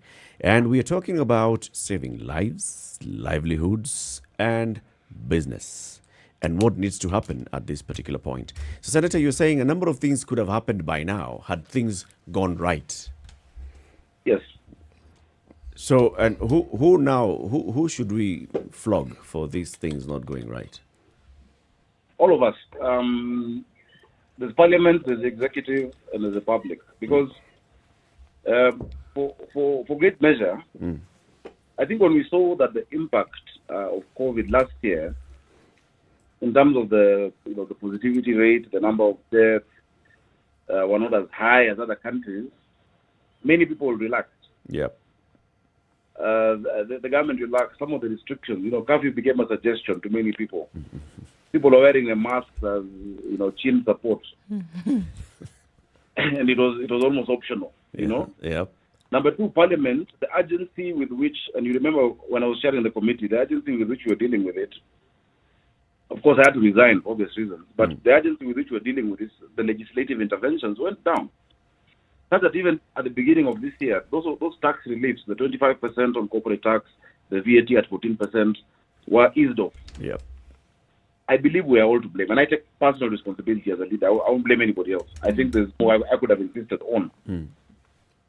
Because at that point, I remember in March, April, imagine we secured that credit guarantee scheme, and maybe it would have taken 4 or 5 months, we would have had a database. We know, okay, this media houses have been affected like this, this sector of businesses have been affected like this, and we verify the data. It will be plug and play now. When there's a lockdown, it will be plug and play. It will be like what central bank, the other time they wanted to donate some billions, they didn't know where to take it. It would be plug and play that for relief, this is where we send it. Kenyans would know, for instance, that if I have some extra money, there is a framework through which I can support the less fortunate, and I can M-Pesa 5,000 or 10,000. we'd have had that information. Banks would have dealt with it, and those are some of the provisions we had in the bill. The issue of loans and mortgages, would have been dealt with in a different way. Yeah. But I think we've lost time. And now this third wave, which I hear is a cross between what we had in South Africa, something coming in from Tanzania. They're still doing the genome sequencing. But this third wave has hit us when we were not ready yet. We knew that the pandemic was not over. And that is why when I insisted that we have a pandemic response management bill, they said, no, the pandemic is temporary. I said, no, it's for any pandemic that may ever come. Sure. That certain laws are suspended, that even you give the CS authority to restrict KRA from taking certain actions on tax obligations. Yeah? Yeah. But the government almost becomes an arbiter. Of course, there is the issue of private contracting, but the government becomes an arbiter between issues of landlords and tenants, and cushions the tenants and the landlords to past a certain extent. Yeah. So that's what I thought we'd have done. So we all take the blame, You guys in the media also must take part of the blame. You remember the number of campaigns the media was running on washing hands, social distance. It was every day. I think we all got tired. So I mean, now, even as we're looking at it now, if you look at if you have a conversation with a common Kenyan now, Sakaja, the thing is, okay, so there is the idea in the minds of people that government can actually set aside funds, right? Not really understanding the processes that are required for that to take place, which some of the things that you're talking about now. It was put aside the suspension of parliament so that these debates can continue. The common Kenyan doesn't maybe resonate with that. They're looking for a solution today, right? So from where you sit, is it possible and is it practical? Because we talked about practical solutions to this today. Is it practical that we can say there are certain things can be put in place today? There are certain safety nets that can be provided. Examples of what we saw happening in other countries, for example, where, a budget had already been set out in the fiscal year, but then they ordered a special sitting and said, okay, yes, we know budget has already been set, but can we move funds so that certain things can happen? We buffer the eateries that we're talking about today. You buy a meal as an individual for $15, and the government will now support with another $15 to make sure that eatery stays in place. And it may look like a complicated thing, but is it not something that can actually be done in Kenya today as we see, or are we just have nothing? What is it really that we are looking at? Can things like this actually be done to support the Kenyans over which we say governance needs to happen? If there's no Kenya to govern, if there are no people to govern, where are we going to be? I agree with you. There are things that can be done today. And I always choose to be, I keep saying, unapologetically optimistic without being recklessly naive. One, Parliament can be called back. Parliament just did a supplementary appropriation last week of a lot of money. Parliament can be called back within a week to review the supplementary appropriation and put money on the social safety nets. Fortunately, we have a huge database of the individuals, especially in urban areas, who've been receiving safety net relief. Yes. So it's just appropriate a certain amount and pass it to them. So a supplementary 3 can be done next week. What we need is the goodwill. Number two, the tax relief that had been offered. I know government revenue went down a bit, though remittances went high. Strangely enough, the remittances that came up, I think that there was almost a 17% increase from certain parts of the world. Yep. We had remittances from the Middle East that we've never seen before at that level.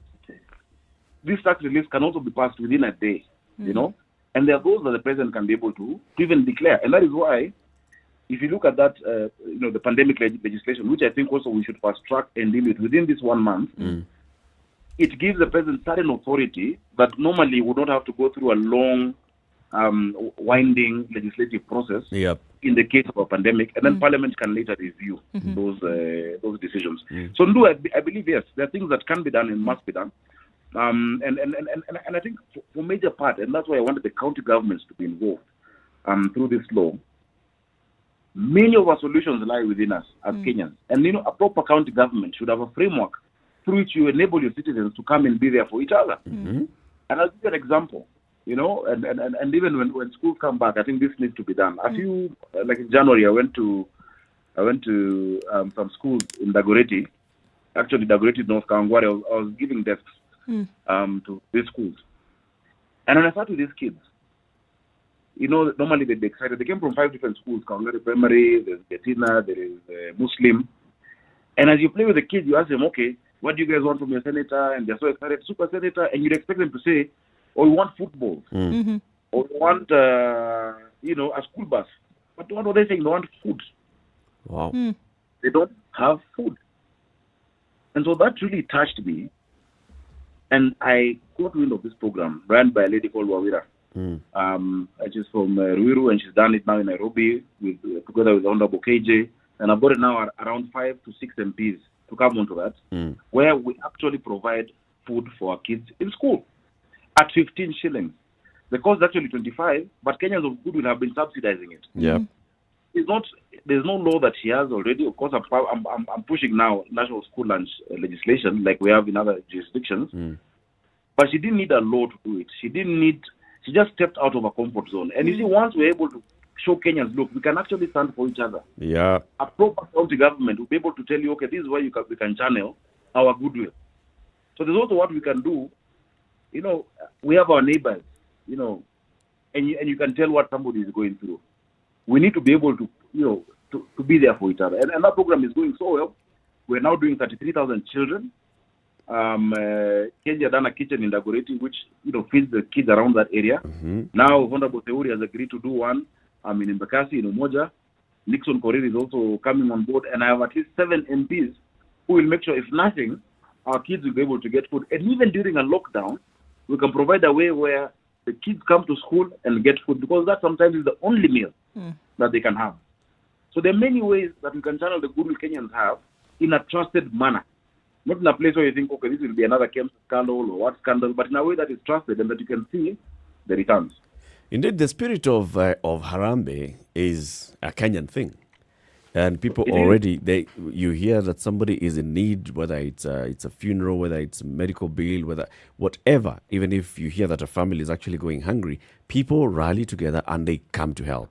And I guess that's what even the president was relying on when he formed that Harambee committee led by Jane Karuku and other members, in saying, okay, here is a framework through which Kenyans and everybody else who'd like to contribute can come in and contribute. Now, the questions will emerge on what that Harambee committee has been doing and where the resources that they've been able to mobilize have gone. I think everybody slept. People got comfortable. And we thought the pandemic is over. Remember, Eric, there were discussions of what we call a post-economic recovery strategy, post-COVID economic recovery strategy. Yes. That would have looked at, based on now the projected economic growth that had gone down to, I think, 0.7 or something like that, what needs to be done in different sectors. If you look at what we call the budget policy statement that was released, and we were debating it earlier in the year, despite the high-sounding and fancy headline of post-economic recovery strategy, there are actually no activities that show to support it, And I guess, and we mentioned it in our report in the Senate. I don't know whether the National Assembly did the same. That the actual specific reliefs and interventions, you can't talk about post-COVID economic recovery strategy when you've lifted the tax incentives. Yeah, you can't do that. You've not injected what we call an economic stimulus to certain parts of the society. And for instance, and I'll just use that example again. If the government took up that school feeding program as part of the economic recovery strategy, what would happen is the farmers in the localities would immediately benefit. Immediately. Because all of the warus, the maize, the rice would come from local community, whatever local area it is. Yep.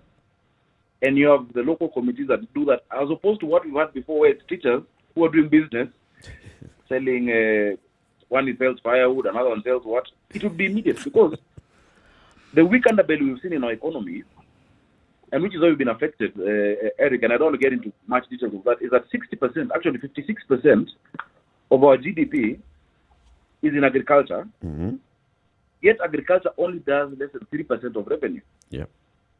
That gap is because we are not doing direct adding of value, and that is what a shock like this pandemic really affects many people along the value chain. Something I wanted to ask. Is there anything in our legislation that mandates the government to actually put aside whatever it collects from its citizens to put it simply, for a rainy day? I am aware the central bank came in with monies to sort of like cushion us, but is there something that mandates? Every once in a while you hear, when we talk of our budgets, for instance, we know this percentage goes here, this percentage goes here. Is there a percentage that is set aside for a day such as the one that we are now experiencing? Well, these are days really, but such a period such as the one we're experiencing? Unfortunately not. And that is why, at an early iteration of this law, we're talking about a fund that is almost a pandemic fund. You know, that every year, over time, some small money is kept. But unfortunately, right now, there is none. A lot of what you find in the Public Finance Management Act is aspirational, you know, that says, oh, we need to have this 6 months import cover as a country. And we got fooled, for instance, because we felt, our import cover looked good in the last year because the price of oil went down because there was no international travel. So we thought we were doing well, yet we weren't doing well. Now that the price of oil is going back to where it was, we are feeling the shocks. Yeah, and when you don't have such restrictions, when you don't have such restrictions, it becomes dangerous. If you look at India, for instance, because we're talking about how we push on the people through the SMEs, there is a limit as to what percentage of the domestic market can the national government borrow. They can do their own mix in terms of debt, but from the private sector, from our commercial banks, they cannot go beyond a certain percentage. So you leave the rest for the public, for the private sector. When you leave the rest for the private sector, then cooperative bank or whatever bank can come and look for Latif and Sons and say, Latif, during this pandemic period, we know you're not doing well. You're our client. We need you because they need you. Yep. And you're saying we don't have that limitation in the country? Sorry? You are suggesting that we do not have such a limitation in our country? We don't. I'm not suggesting. I am telling you for a fact. We don't. There's no limit in terms of the debt mix. Yeah? So the national government is able to crowd out the private sector from the banks. There's no bank that would want to give you a loan when you can get a risk-free loan from the government.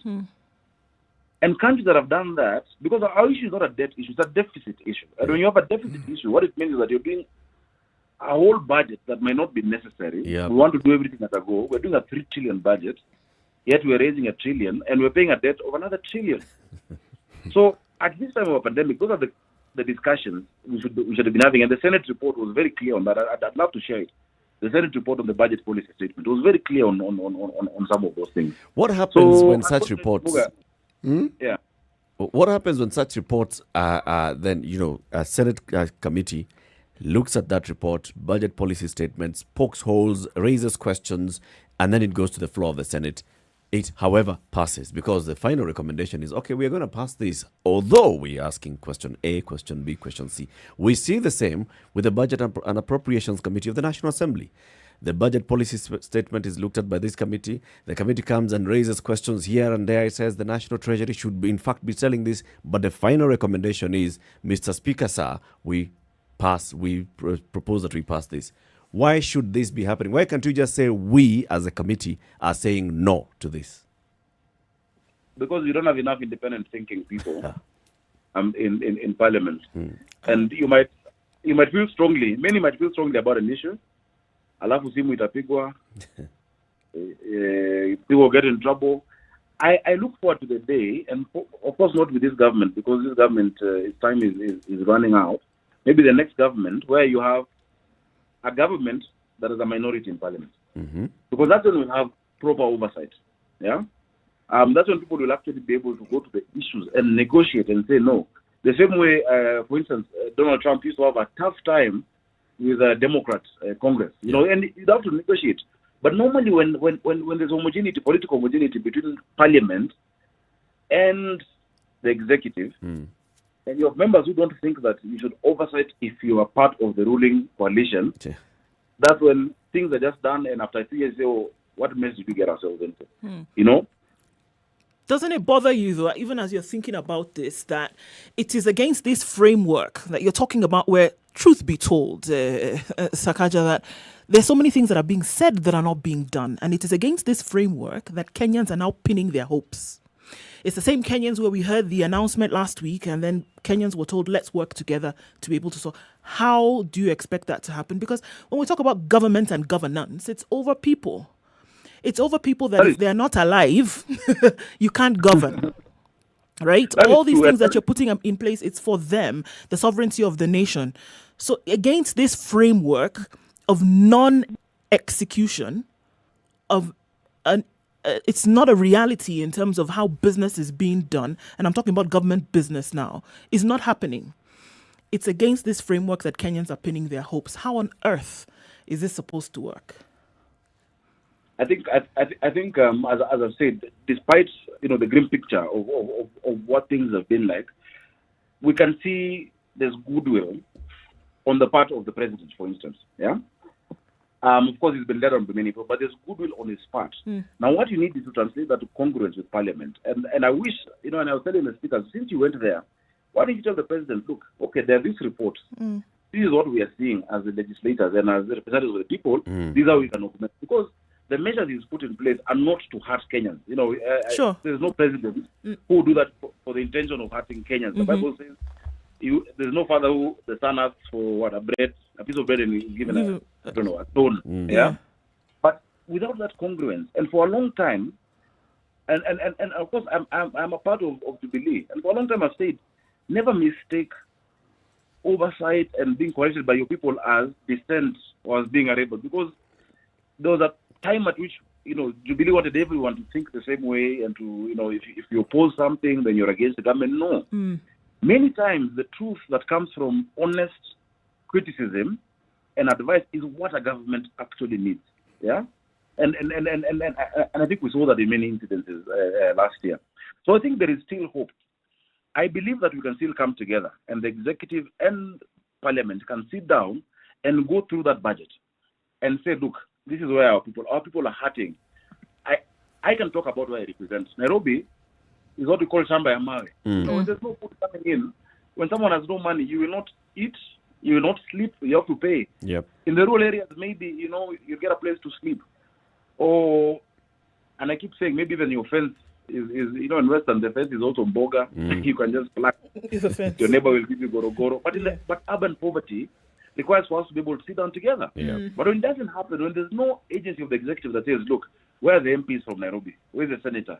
What are you guys going through? What do you think we can do to help each other? Then that's a system I would not support. And I think those are some of the things actually that should have been changed in BBI. The practical things of governance.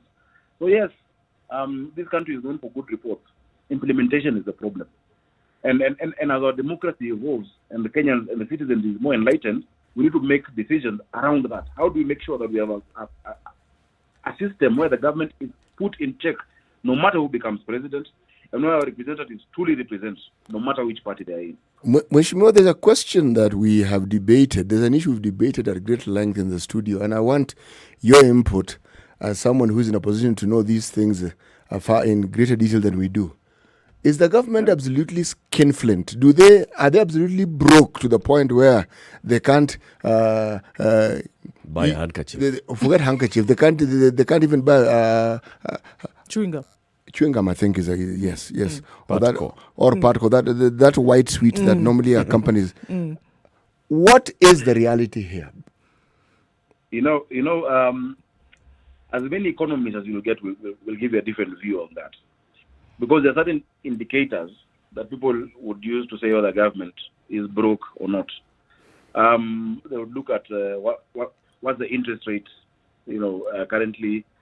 What is how is your currency performing? Exchange rate, which is not doing too bad. They will try and look at what is the inflation rate in a country. So you can look at rates and say, look, the government is not broke because the rates are not bad. For me, where I measure it is, does the ordinary mwananchi feel there's money in circulation or money in their pocket? And let me explain it. If you compare the Kibaki government, in 2003, the budgets that were being done were small budgets, a few $100 billion in terms of the national expenditure. Yep.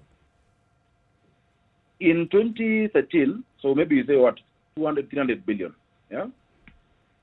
in now this financial year, we're talking about 3 trillion. Of the two governments, which one sounds broke?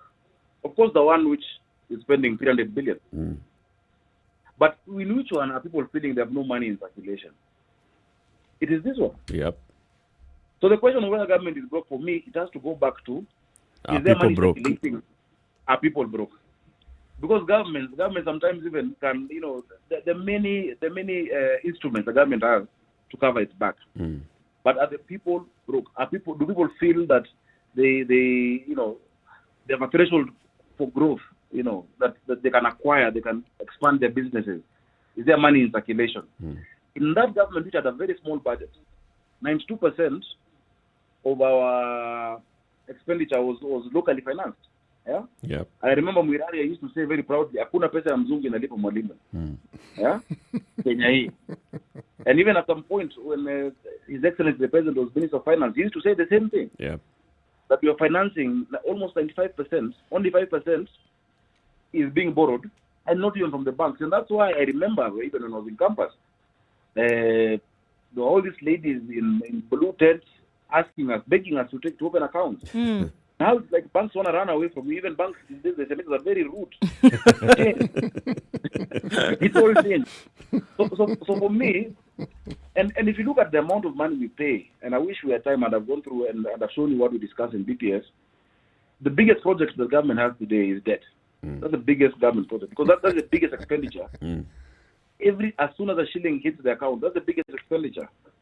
And sometimes we'll look at the wrong ratios. Yeah?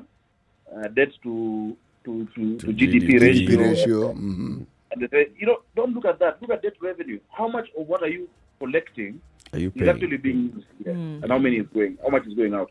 And so I think optimistically, and I'm glad Honorable Yatani, though he has now spoken about this for long, he needs to implement it, has spoken about some of these loans need to be readjusted. Yeah, you can't have a commercial loan over a short period of time at a high percentage rate, yet you can get a concessional one, spread out for 30 years, go much further, and reduce the interest rates. We must do that and then step out from the private sector in terms of borrowing. So yes, the government is not doing well in terms of people feeling there's money in circulation, but in terms of now infrastructure and the work it has done now in a few years, and that has been the challenge. The economic philosophy has been, let us build on infrastructure. And I promise you, the infrastructure this government has done is unmatched. That one, no doubt about it. Whether it is steamer, the penetration of electricity is more than all governments combined. The number of roads, the tarmac is more than any other, the SGR and all of that. The balance between what you do that has impact in the long term and the medium term with what Kenyans feel now is what has been lacking. That's why in a few years, we'll remember President Uhuru and say, wow, by the way, he did roads, yeah, but for now, what one on here? And that's the balance we must strike. Thank you very much, Sakaja. Senator Johnson Sakaja is the Senator of Nairobi City County. Asante sana for joining us. Yes, we should have a conversation again about the budget and how the Parliament is basically playing its oversight role. I'd love to be here again. Thanks. Asante sana. Thank you so much. This is Kenya's biggest conversation, the Situation Room, at 4 minutes to 8 o'clock. Let's just remind you about jobs.standardmedia.co.ke. That's jobs.standardmedia.co.ke. Are you a human resource officer? The Kenya National Hospital is looking for one. Are you a very good truck driver, very well qualified? The Standard Media Group is looking for one. A record management officer, the National Biosafety Authority is looking for one. A sales manager, Jumia, is looking for one. If you go to jobs.standardmedia.co.ke, you will see these and other jobs that have been posted there. This is a platform that allows you to go and see the other jobs, and also you can subscribe to Job Alert via a newsletter or SMS alert. This is Kenya's biggest conversation. Time for a break. We'll be back shortly.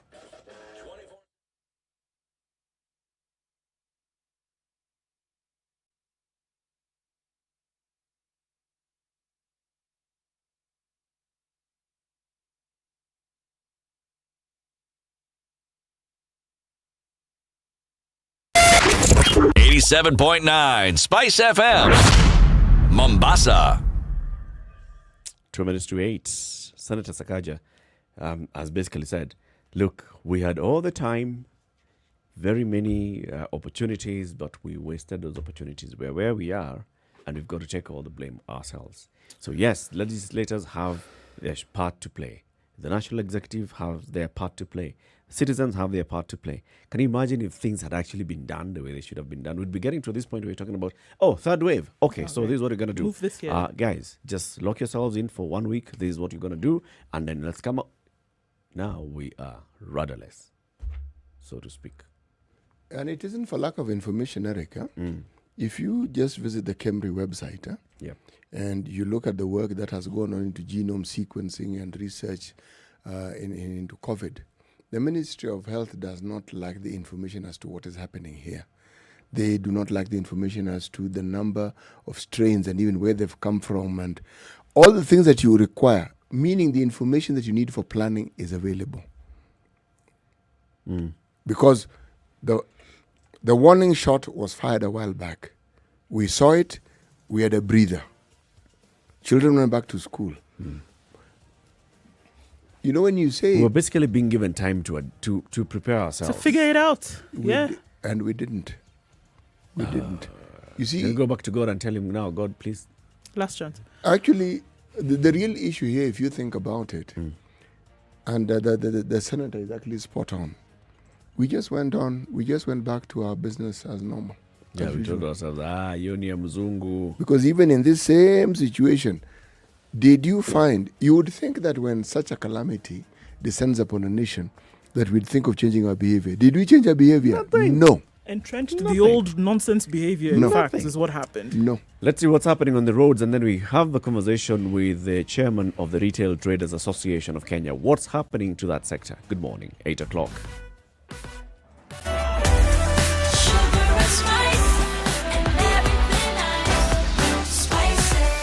Spice up your life.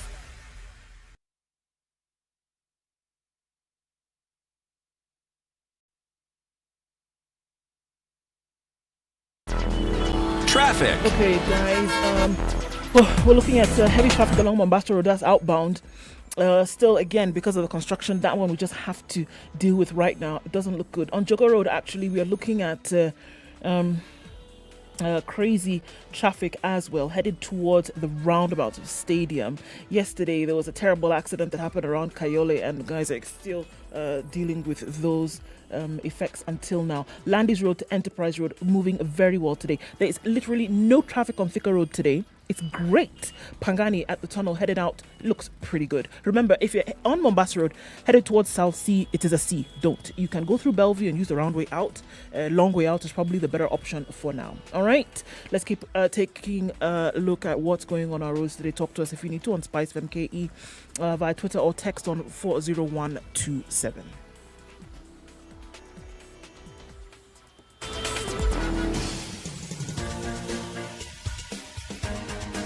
This is the Situation Room, the home of hard-hitting political commentary and penetrating insights about the state of the nation. This is a talk radio experience like no other. The Situation Room, a place for hard truths, debates, and elevated conversations. The Situation Room, witty, political, engaging, deep, controversial. In the room, we have C.T. Muga, researcher, academic, seasoned political observer, a fountain of wisdom in these politically uncertain times. Ndu Oko, Nigerian by birth, Kenyan by choice, communications expert, Pan-Africanist, a truth seeker and believer in people power, and Eric Latin, agent provocateur, the man in the chair, seasoned journalist, news hound, a man who believes in punching up, not down. This is the Situation Room, the only way It's to 2.5 start your minutes after day. 8. This is Kenya's biggest conversation. It continues into the third hour of the show. We began at 6 a.m. We conclude at 10 a.m. We are still live on KTN Home, SpiceFM, and live streaming on www.spicefm.co.ke. We are on Facebook, we are on Twitter, we are on YouTube. SpiceFM KE is our handle on all those. CT Muga, today's proverb. We desire to bequeath two things to our children. The first one is roots. The other is wings. We desire to bequeath two things to our children. Roots, wings. Very straightforward. Self-explanatory. So as we were talking with the Super Senator Johnson Sakaja, well, it just becomes a natural thing to say Super Senator. Right. Super Senator Rolls off Sakaja, the tongue. Triple S, on the measures that can be put in place. Senators were in the House yesterday. They were discussing this. They were debating this. Yet they still voted to go on recess, to take a break. And there are things that they could do to still continue the conversation. Let's again hear from what Bungoma Senator Moses Wetangula was also saying. He talked about supporting the eateries, supporting the tourism sector, supporting the hospitality sector, talking about landlords and tenants. This is what he was saying. How are they going to survive? The young single mothers who serve in restaurants, bars, and hotels, how are they going to feed their families? The landlords in this country are very ruthless.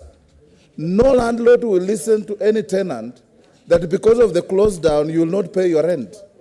They will evict them. There are even crude landlords who will go and remove doors from dwelling houses and put on padlocks that nobody can open. We must have measures, and I want to urge the president, just as his measures may be well-founded and in good faith, but a lot more must be done. And my friend, the majority leader who represents the executive in this house, must tell us in very clear terms, what else are we doing apart from closure so that we can help Kenyans? And we thank you, Senator. What can you do as a senator to make sure that we are also sorted? He started by actually now talking about, yes, there are people who are working in the hospitality industry. There are people who are working in these eateries. Yesterday, I took just a quick brief tour around some 3 establishments. Yaya Center, I went to the Junction, I went to Valley Arcade. At Valley Arcade, there are about 4 or 5 eateries and places of social establishments, like you call them, city. There's an art cafe, there's a Java, there's a place that sells shawarma, there's a fine dining restaurant, and there's a bar. And restaurant.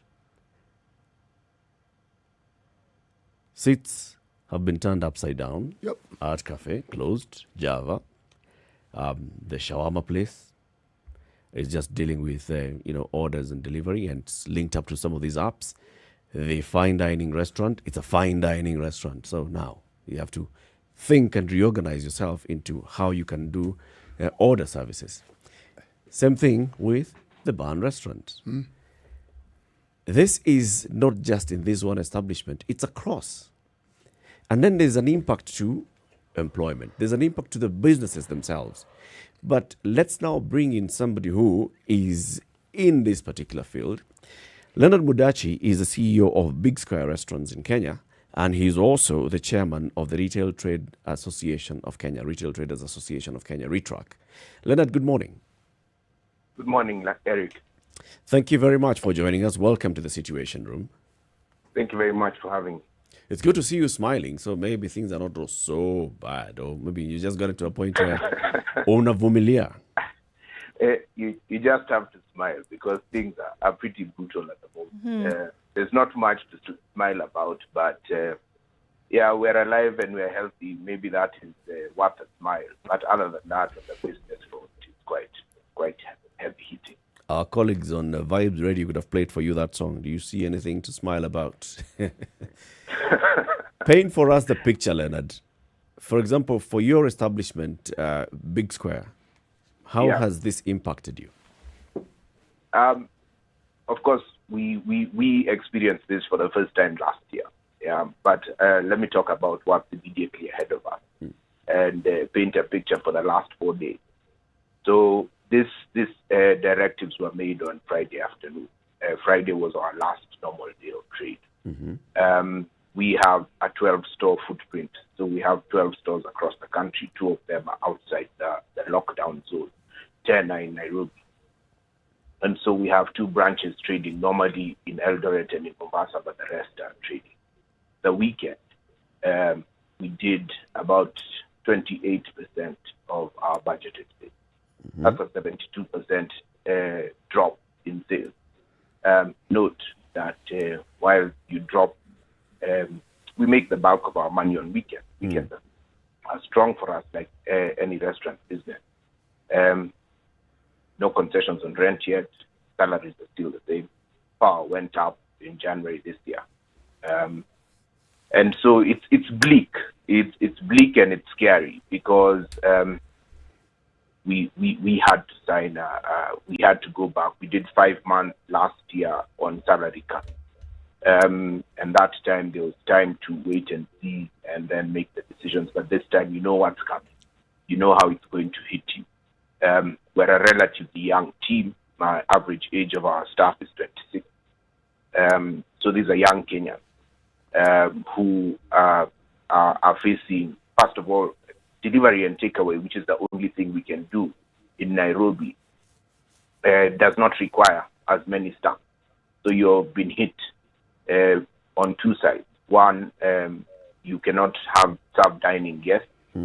Second, you have been limited to only delivery and takeaway. And so you have to reduce the number of staff that you use. So it's bleak. It really is bleak, and it's a bit confusing as to how we go forward, particularly when you consider that as an industry, we had to conform to quite a few things that other industries have not been subjected to, which include in a Nairobi County setting, they include we have to get COVID licenses. There was a COVID license that was created when they reopened restaurants in July last year for trade. So we are inspected every 3 months. We have to review that license from the Department of Public Health, and they come and inspect our facilities to ensure that we still conform with the protocols that the Ministry of Health set out for the opening of restaurants. So we wondered why, when we are such a high impact industry, particularly on employment of youth, supply, not even gone into the conversation with the farmers and what we consume as restaurants and eateries. So we wondered why other initiatives, like for example, mass vaccination exercise, classification of waiters and cooks as frontline workers, are not considered as a way to ensure that our doors remain open. Right now, our biggest worry as an association is that no one's thinking about profit. Everyone's thinking about, will we make it open? Will we be open to trade after this is over? Don't know if this is a time-based lockdown. We're hoping that it is maybe a short-term fire break measure that can get us back to trading. But we acknowledge, and we are Kenyans, and we have seen the impact of the pandemic in the globe. But there's also a debate of lives versus livelihood. What kind of livelihood will be behind when we are finished with the pandemic? Sure. Leonard, at the risk of dragging out the grim picture, which, however, I understand is important so that we all get an idea of what it really looks like, how immediate was the impact that we see on establishments? I mean, from Friday, are we looking at immediately this announcement was made, immediately jobs were lost, immediately you had to shut down? And I mean, I'm just imagining things like supplies that you had in store then could not be used. How immediate was the impact in terms of jobs, in terms of what you had? I mean, and not just for you, but even across other establishments as well.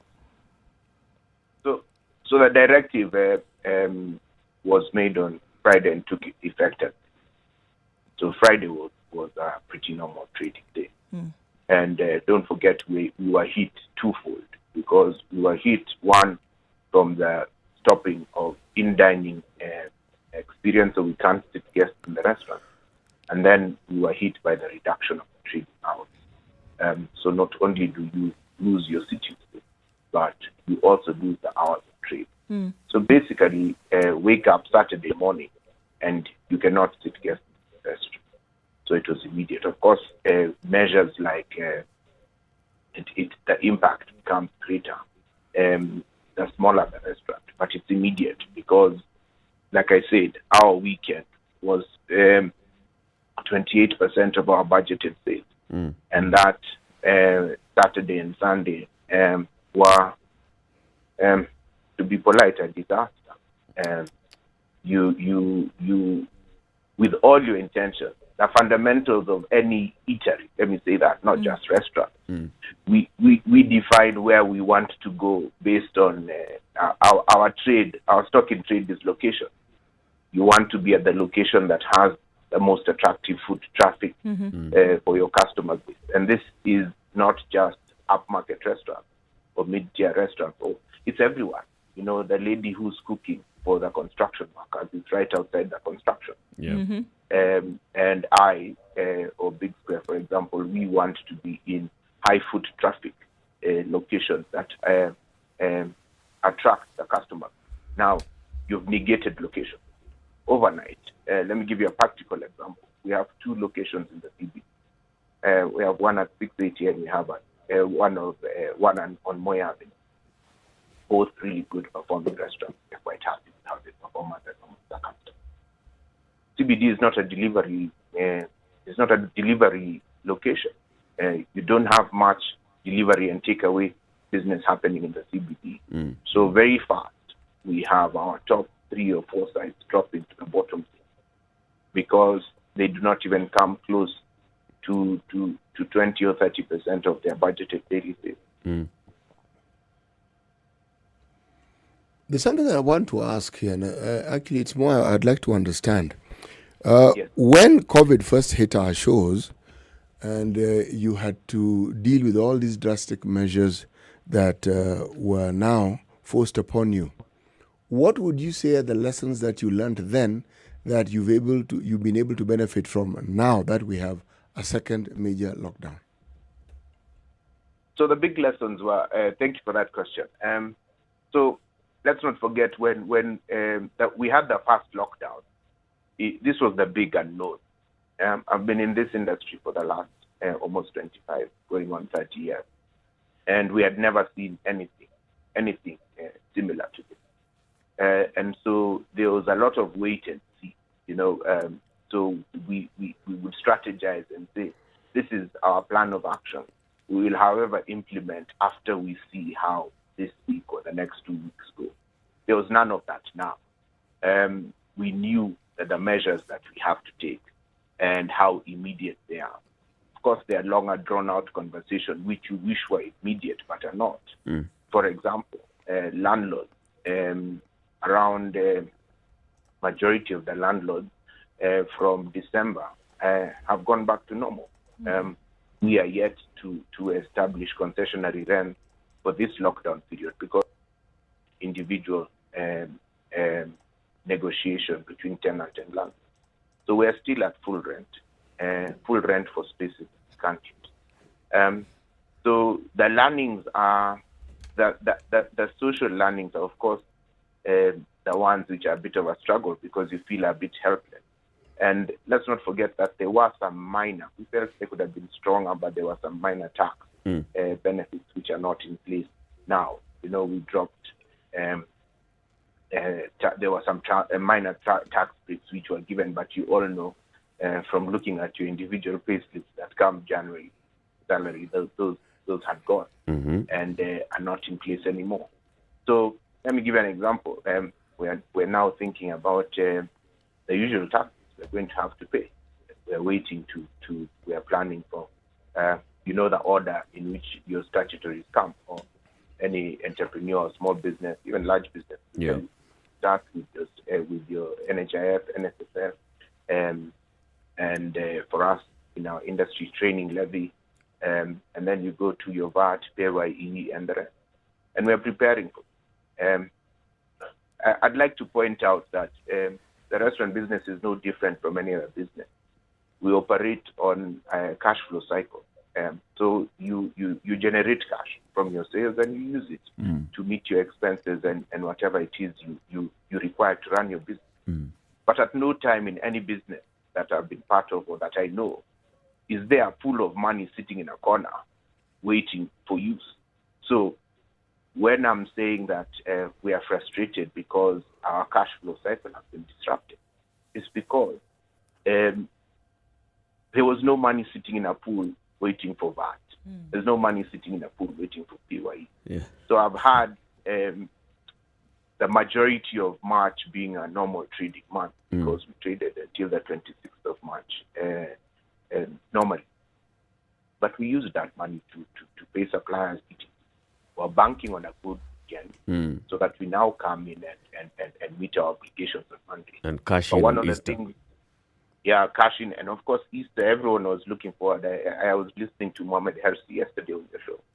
And everyone was cashing in on or waiting to cash in on Easter. So we will meet a crunch. And I'm glad Senator Watangula touched on it in the clip you played at the beginning of this session.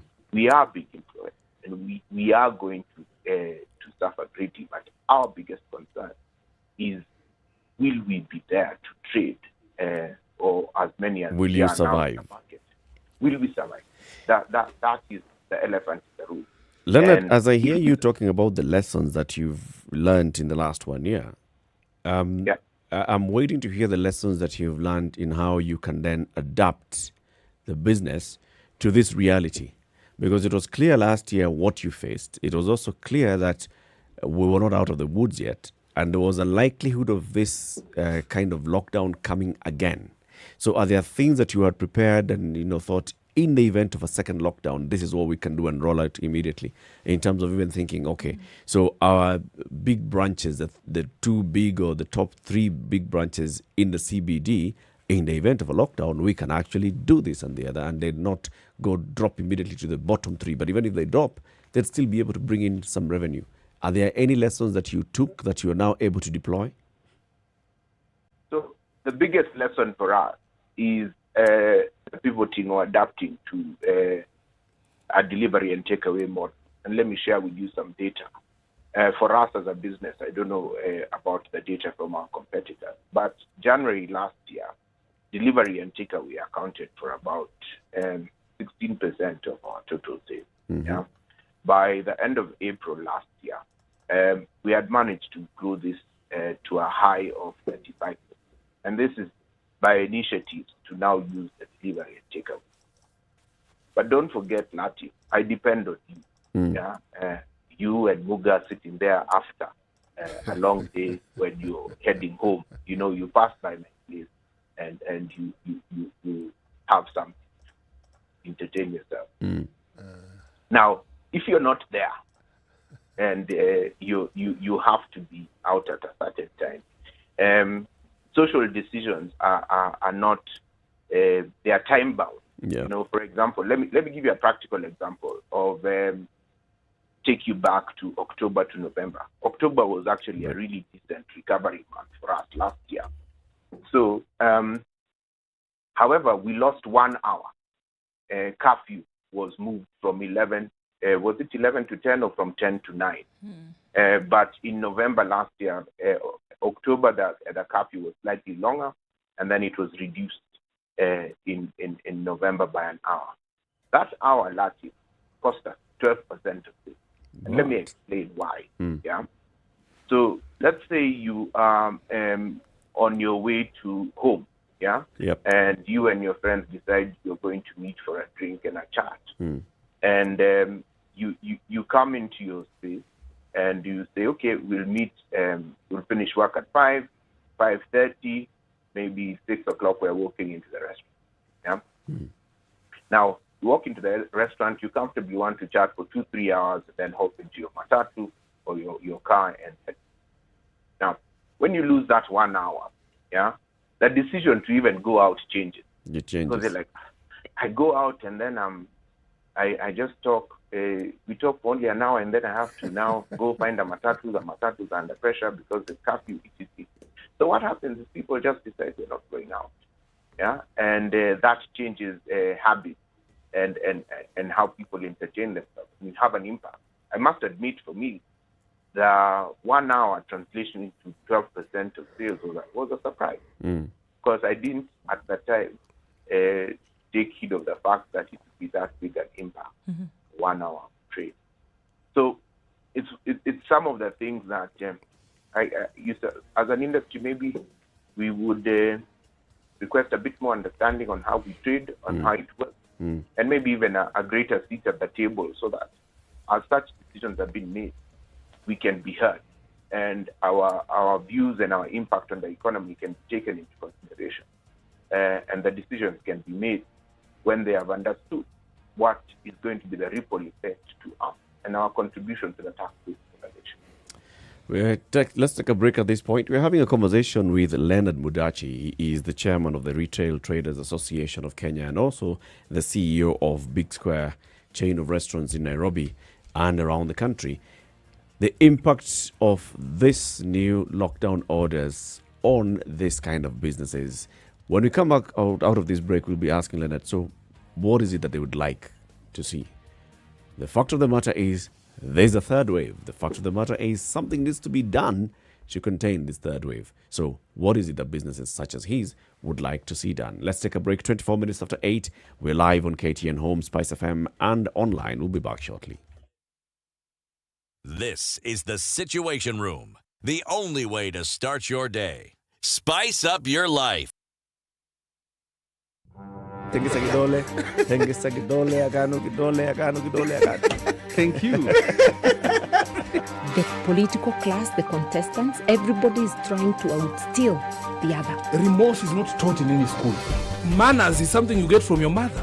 You don't get it from your political party. Why are we so unfocused as a country? Why are we spending money and resources, yet we have real challenges in this country? This coronavirus pandemic should teach us one thing, that universal healthcare is critical. Because at this point, whether you have a medical card that covers you, it doesn't matter. It doesn't matter. This is the Situation Room, the only way to start your day. All right, light rain in some parts, The sun coming weather. through in other parts of Nairobi. Highs of 26 today and lows of 17. Cloudy conditions in Nyeri at 17, highs of 24 and lows of 15. It's going to be 27 high in Nakuru today. It's mostly sunny at 18. 14 degrees and mostly cloudy in Eldoret, going to highs of 24. 28 will be recorded high in Kisumu. It's mostly cloudy at 20. It's foggy in Kakamega at 19, highs of 27 and lows of 16. It's raining again in Mombasa at 28, highs of 32 and lows of 26. 30 degrees and light rain in Malindi, highs of 32 and lows of 27. It's going to go to a high of 24 in Kampala. It's raining now at 19. 26 degrees and light rain also in Dar es Salaam, highs of 31 and lows of 24. It's sunny in Johannesburg at 16, highs of 24 and lows of 12. Cloudy conditions in Lagos now at 26, highs of 33 and lows of 27. 31 will be the high in Kinshasa. It's raining now at 23. That'll be the low for today.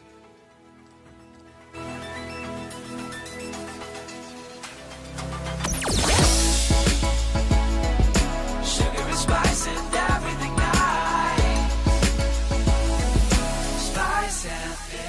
Spice up your life. All right, so an alert from the Mombasa Kilifi Malindi Highway. There's a contractor that's doing some work there and is leaving some debris on the road, and it's causing people to slow down some, causing some traffic and also causing accidents. There's a shout out there. We need to be careful about that if you're headed in that direction. Kangunda Road back in Nairobi, headed towards Outer Ring. Traffic flow, it's busy, but it's not bumper to bumper. It's looking good. It's flowing well also inbound on Mombasa Road, so that's a good thing, and we'll watch that if it clouds up later on. All right, Thika Road again looking pretty good coming in and out of the city, as is Limuru Road. Langata Road looking good, as is Ngong Road. It's not looking too bad around the city this morning. Talk to us on SpiceFM KE on Twitter should you need to, or text on 40127. Let us know what it looks like in industrial area if that has opened up for you. All right.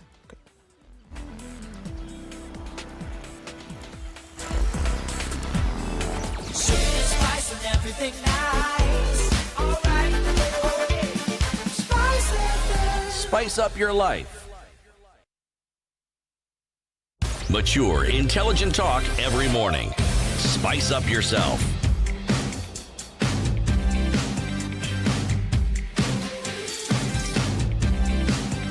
Mornings done right. 27 minutes after 8 o'clock. This is Kenya's biggest conversation. It is the Situation Room, broadcasting on SpiceFM, KTN Home and online.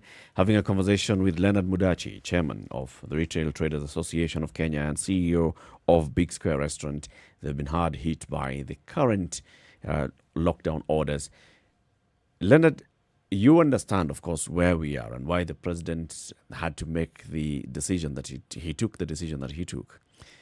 What would you have liked to see in cognizant of the fact that there is a third wave that needs to be addressed, but also there are businesses that are likely to be affected? What would your suggestion have been?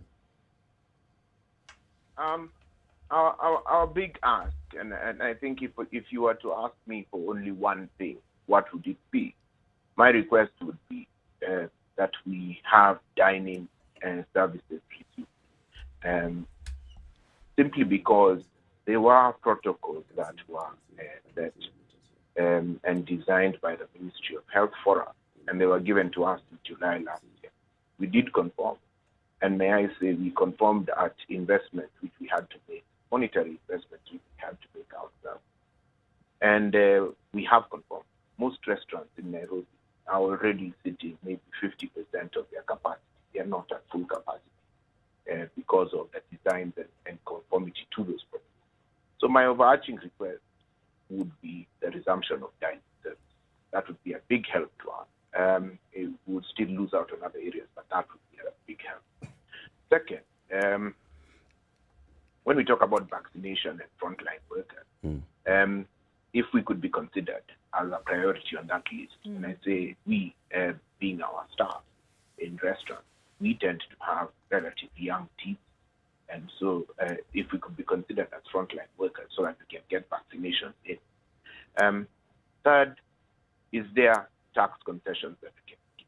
Yeah, we pay as an industry, as you know, over and above VAT. We are the only industry, hotel and restaurant industry, that pay the training level, which is 2%. There's no training place. They're taking place. Kenya Hotel College is closed. Can we have a temporary suspension of that level to help us to use those funds to other support? But even just a conversation with Treasury, we do have. Interestingly enough, we are now getting into April, where April is tomorrow, and as you are aware, we have this new beast called the minimum tax. And minimum tax actually takes quarterly. It's supposed to be billed. We're supposed to be taxed minimum tax quarterly. So first quarter minimum tax will be due in the month of April, because the first 3 months are January, February, March. Now that's hitting someone when he's down. Could someone look into maybe suspend the minimum tax? I know there's no joy with regards to minimum tax across many industries. Yesterday we saw a gazette notice from the government that some airlines, Kenya Airways, has been exempt from minimum tax. They have joined the exemption list. So if consideration have been made, I just think it's a difficult task to hit us with this thing. So I hope that we could be hard on those pleas. But like I say, and I would like to emphasize, if we can just get that dining, maybe we stand a fighting. But with these dining services, Leonard, like you just said yourself, the decision making for customers to come into your establishment are social. Now, what we are trying to avoid in this particular phase is those social interactions. How do you strike that balance with trying to control the social interactions while at the same time allowing the social interactions to take place? Yep, I think that has been addressed by the design of the protocols that were set by the Ministry of Health. Because if you look, like I said, for us, I don't know what is the case for other restaurants or eateries, but we lost 50% of our 50% of our city. That means that at full capacity today, I seat half the number of people I would have sat in January last year.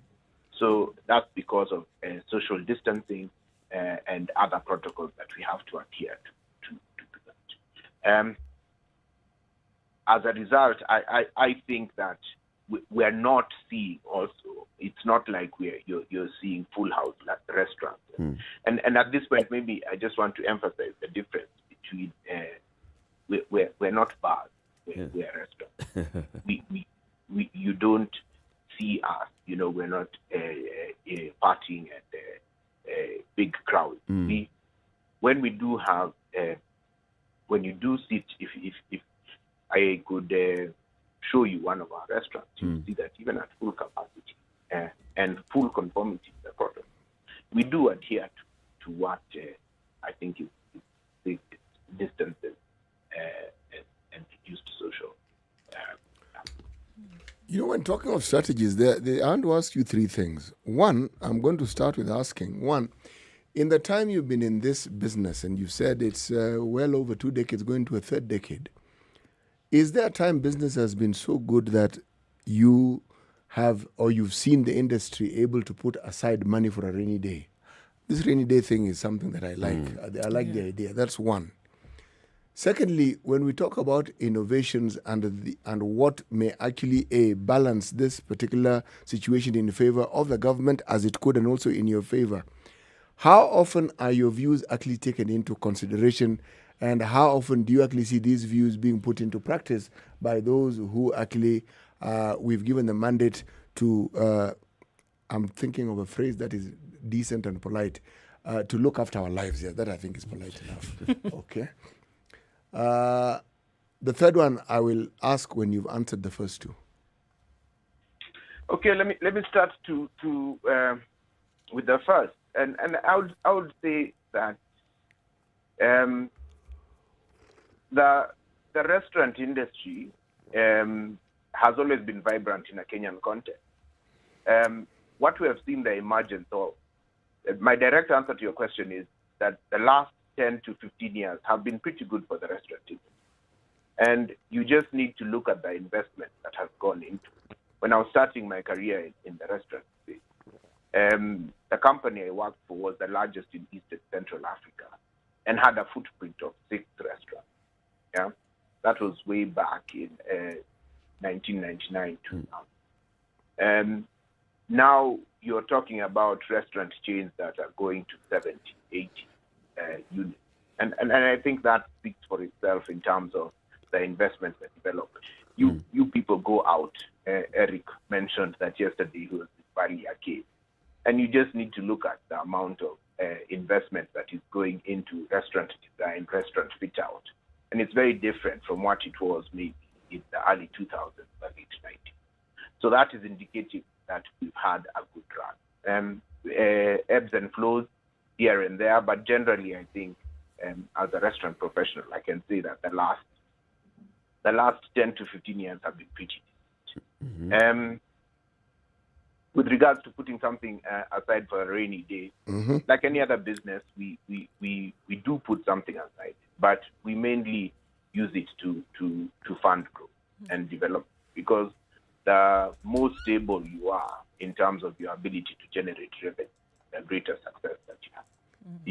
The greater chance of success that you have in the future. But there are always unknowns. When I look back in my career, the last time we experienced an unforeseen situation that did have an impact was when they flew planes into the Twin Towers in New York. And that was just September 11.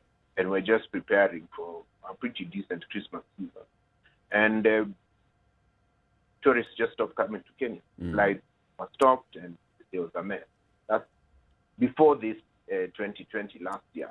That's the last time I experienced, as an individual, experienced salary cuts as a result of reduction in trade. As to whether our views are hard, I would say it can be better. And I would say it can be better from the perspective of even understanding the fundamentals of how our business works. The tendency is to think that the hospitality industry is hotels. So the seat at the table tends to be given more to hoteliers. And even the planning, when we think about the levy, the levy is designed for a hotel sector. The restaurant as a freestanding sector, we are still working towards getting our voice heard and getting our dynamics load. So we are hoping to achieve more with that in the coming months to retrack other.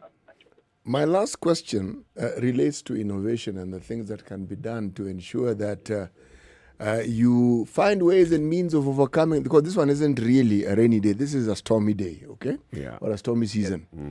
I was reading and I came across restaurants in some parts of Europe that have introduced partitions. Some have introduced see-through cabins, so that the people who walk into an eatery are more or less secluded from everybody else who is there. Now, someone will argue, but when they come in, they'll mingle and what have you. We mingle every day anyway when there isn't a curfew, so that really shouldn't even be an issue of discussion. But if we're talking about the safety that is brought about by social distancing and by ensuring that you follow COVID rules, then there are innovations that one can put in place, even as one puts across one's particular petition for being allowed a little more room. What your industry, you are the chair.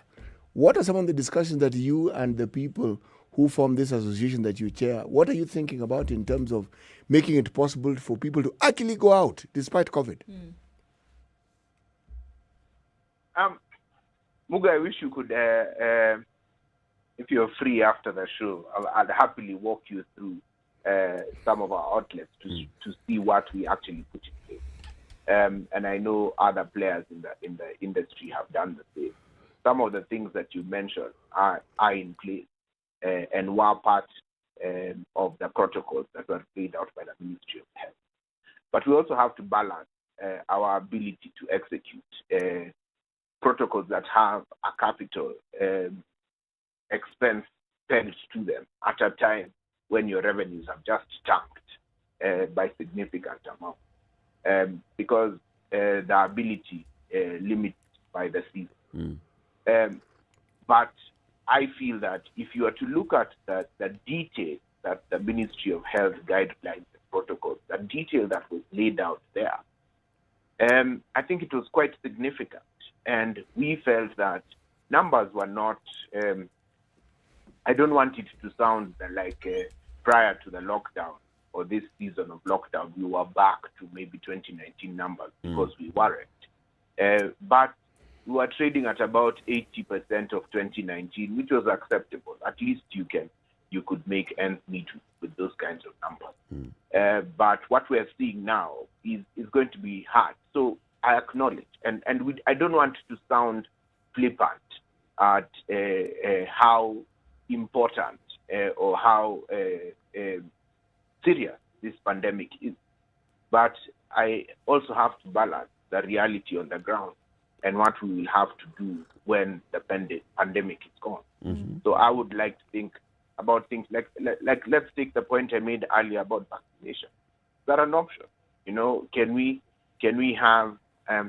I would have expected, or we as an association would have expected, that lockdown comes with an extremely aggressive vaccination program across the board, because that will then create immunity that enables us to progress on with our life. So all these things that you're saying, Leonard, and there are proposals, suspend the training levy, suspend the adherence to the minimum tax at this particular point, allow us to have the dining guests as retrack. Have you prepared this memorandum? Have you reached out to the COVID-19 committee chaired by Mutahi Kagwe? Have you made any sort of outreach to the government with this? Coincidentally, yes, we have. Yesterday, we did write to 3 of the ministries of government, highlighting our positions and making our suggestions and our pleas. With this regard, we wrote to the Ministry of Tourism, which is a direct ministry we fall under. We wrote to the Ministry of Trade, and we wrote to the Ministry of Health, just outlining a lot of the points that I have raised today and trying to seek an audience to see if there's anything that can be done for us to assist us in safeguarding. And we'll continue to do so in various. This is above and beyond the regular lobbying that we do and the participations in fora that better highlight our position. But because I like Muga used the word, it's a storm. It's not a rainy day, it's a storm. So we're in a storm. And we continue to try a whole host of measures to assist, to get us back on our feet. So yes, we are actively engaged. We're taking a multi-pronged approach to this. We're not sitting back and doing just one thing. We're trying to do multiple things. Yeah. Even when you look at the future, yeah, we would like to grow. We know that this is a season; it shall come to pass. Okay. As restaurant companies, we would like to grow, but that, of course, is all looking a bit bleak. Before Ndu asks the question she's about to ask, there's a message for you here from Senator Johnson Sakaja. He says, share that memo with him as well in the Senate. Yeah, tell him no problem. We'll get him a copy of the 3 letters that he sent out. Okay. One of the things that stood out very clearly, even with the closure, with the suspension of in-person dining, I mean, you just want to look at the practicality of the situation as it is, because truth be that these memos, these suggestions that are being made to government to allow certain things to happen, probably going to take some time before they're looked at, before they're discussed, observed, and if anything is done about it. But of the things that you can do right now, today, do you see that you would be able to, at least make a little bit of a ripple with takeaway dining, for example, from the people that you have that would normally come in and have a meal? Is there enough bank that you can place on them at the moment to do a takeaway service? Is that a practical solution to some of the problems that we see now? I would say yes and no. We have grown. We as a business have grown our takeaway and delivery business threefold from what it was same time last year, or let me say from what it was pre-corona. What we are able to do on a brilliant day of delivery is 3 times what we were doing in January 2020. Okay. However, you as diners and as social people, if I was to take you on a date today and I tell you that we're sitting in my dining room and we're getting delivery, I may not be as charming as if I took you out to a nice country. The recreation of the experience is not the same. So there is an element, and I take you back to the beginning of my conversation when I say fundamentally we are location-based people. We succeed based on your ability to select and fit out good locations. Yeah. So that's a very hard thing to replicate with regards to takeaway and delivery. Don't get me wrong. We do have the flip side of that. So like I said, we have 10 branches in Nairobi. And we do have the flip side where we do have locations that are stronger on takeaway and delivery because of their proximity to residential area. And as a result, they do better takeaway and delivery business than they would when dining. But the primary message is takeaway and delivery cannot be a like-for-like substitute for the dining experience. It's welcome. I know we probably have quite a few of our delivery partners on the call, but let's also analyze that delivery partner situation a bit, and you see what it means to us. So I pay rent to my landlord around the city to trade from those locations, but I also pay a percentage of my sales to delivery partners. We have 3 or 4 major ones now in the local market, and we pay a percentage of our sales. But I'm still paying the rent. So the rent hasn't disappeared. It's still there. And I see an increase in my delivery cost because delivery is now my primary mode of service. So yes, we need them both. It's not a question of which one is better than the other. One cannot be a complete substitute for the other one. We're having a conversation with Leonard Mudachi. He's the chairman of the Retail Traders Association of Kenya, CEO of Big Square Restaurant, talking about the impact of the COVID-19 restrictions now to this industry, the eateries industry particularly, and the retail sector in general. As we do this, we'd like to bring you this breaking news.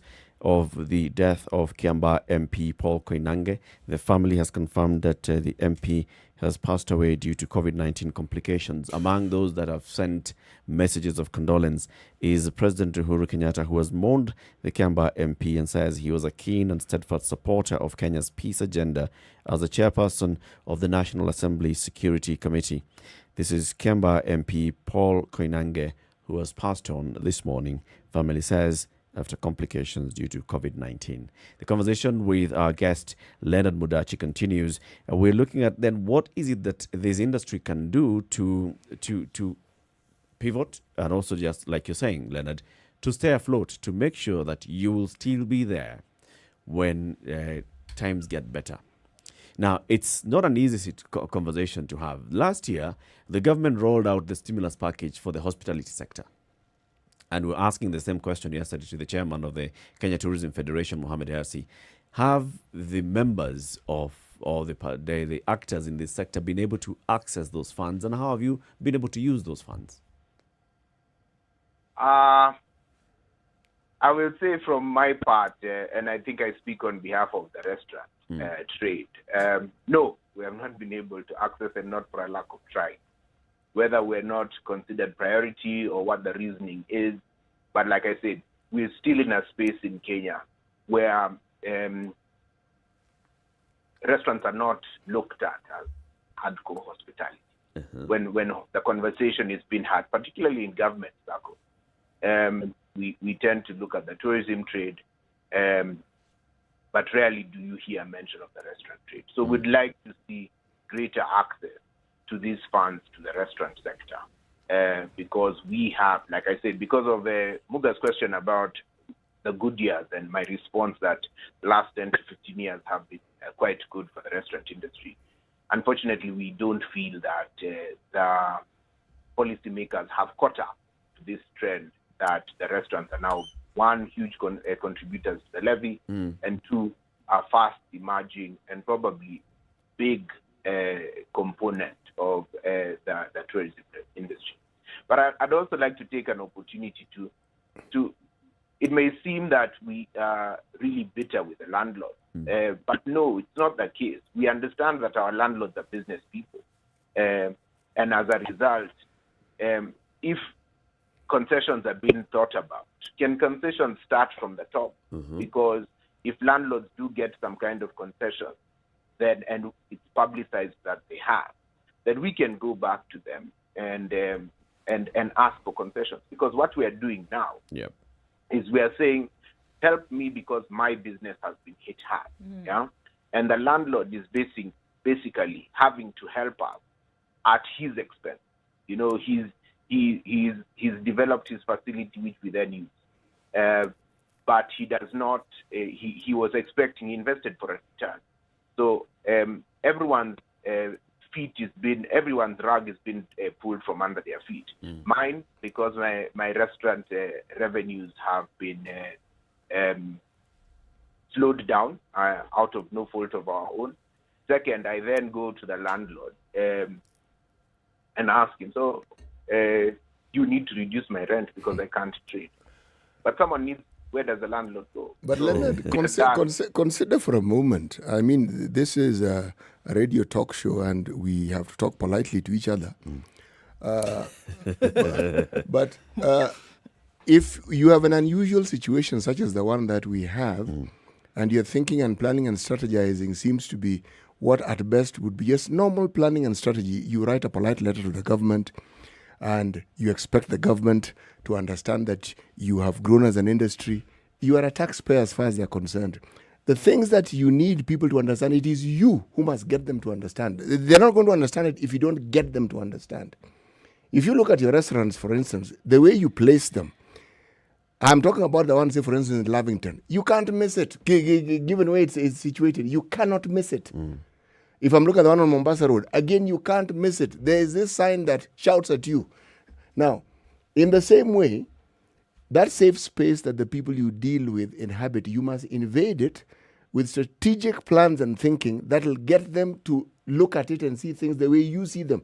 Because they don't. As far as they are concerned, they just see it the way they've seen it all along. You're a taxpayer. Pay your tax. What's your problem?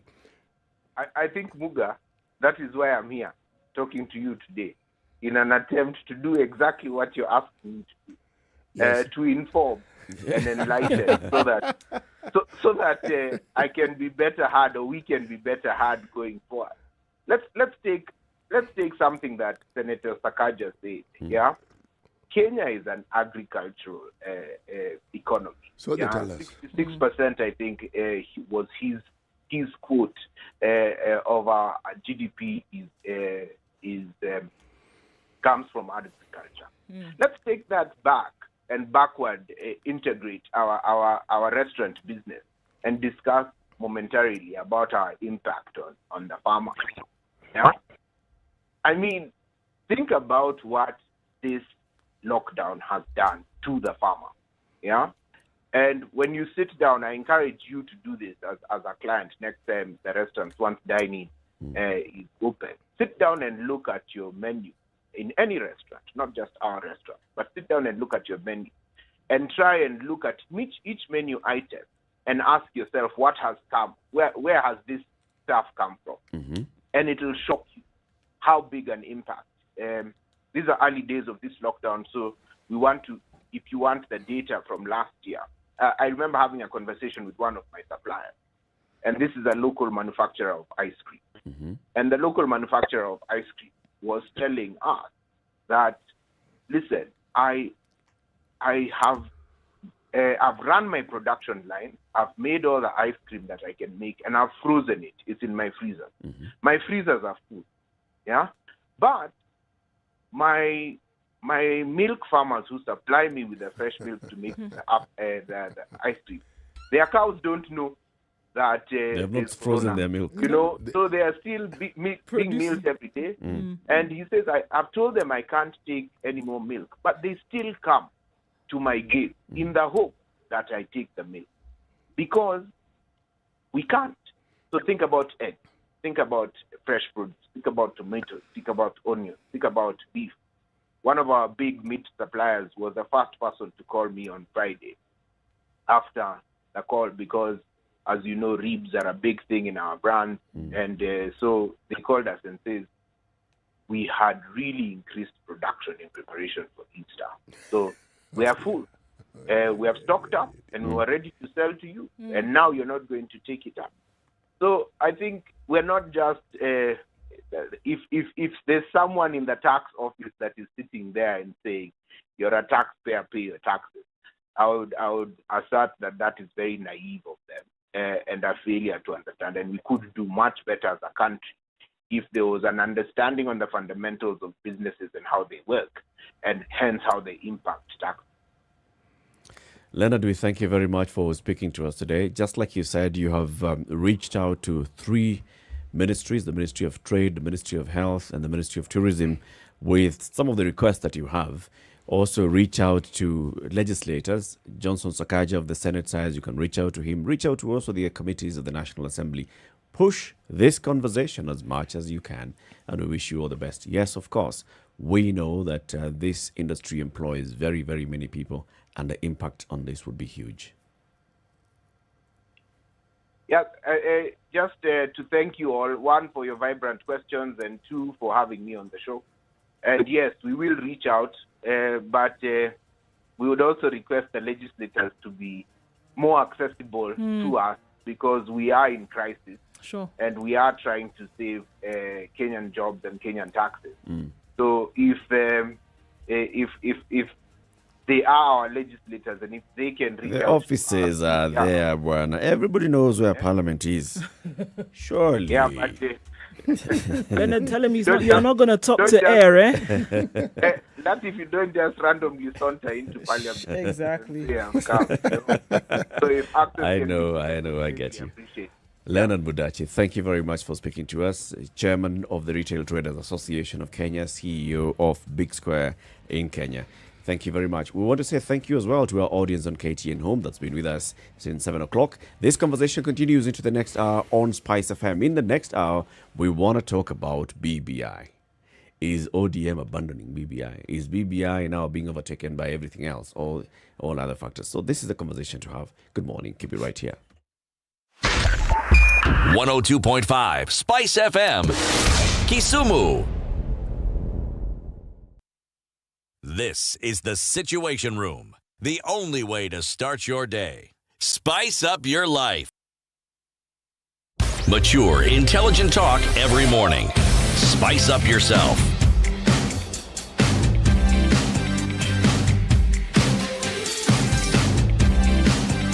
Mornings done right. 94.4 Spice place here for the government, or rock and rock. Lives, livelihoods, economy. Yes.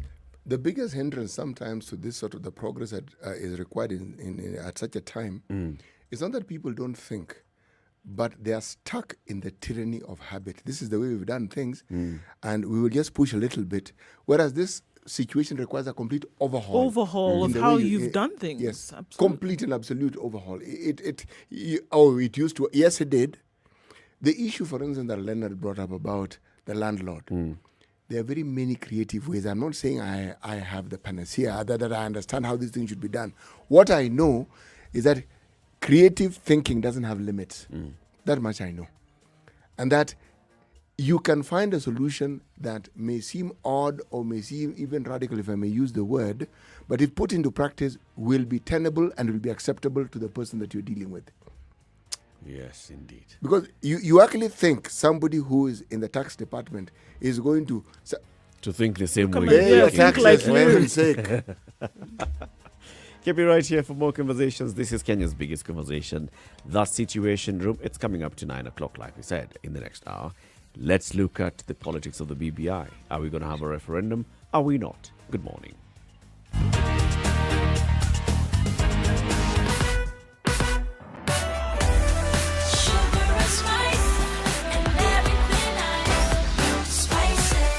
Spice up your life. 94.4 Spice FM, Nairobi. There was quite some on Thika Road, just a little bit rather, getting to the Pangani underpass, but then after that it's actually quite smooth. Looking much better Mombasa Road. Outbound, however, is still an issue this morning. Traffic, industrial area, Likoni, Lunga, still having some traffic there. Jogo Road also feeding onto Landis Road, in and outbound, and then into the CBD is slow this morning. All right, what else are we looking at? Actually, not much. Looking a little bit better. Lekoni interchange, then coming onto Mombasa Road out towards the southern bypass. We do have some bumper-to-bumper traffic, and then around General Motors headed out. Remember, South Sea, you might want to go through Bellevue at South Sea there. Crater in the road, and so that slows down traffic quite some. Avoid that at all costs. Spice FM KE, talk to us through the morning. Let's take a look about half an hour and see how this goes. Or text on 40127.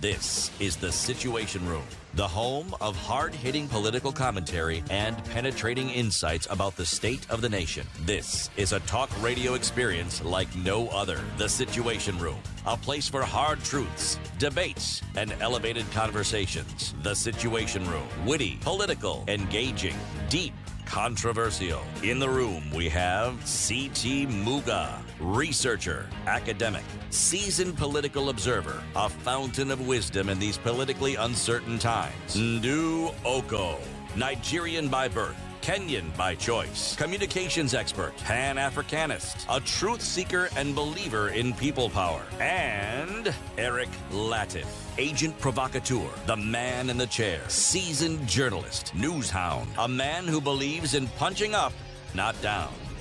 This is the Situation Room, the only way to start your day. It's 2 minutes after 9. This is Kenya's biggest conversation. Let's begin with the day's proverb. Indeed, let's. We desire to bequeath two things to our children.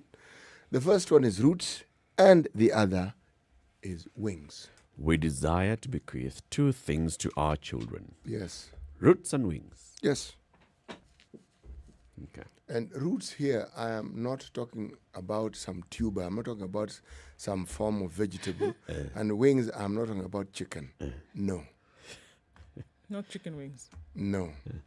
Okay. I know we've been talking to someone in the eateries industry.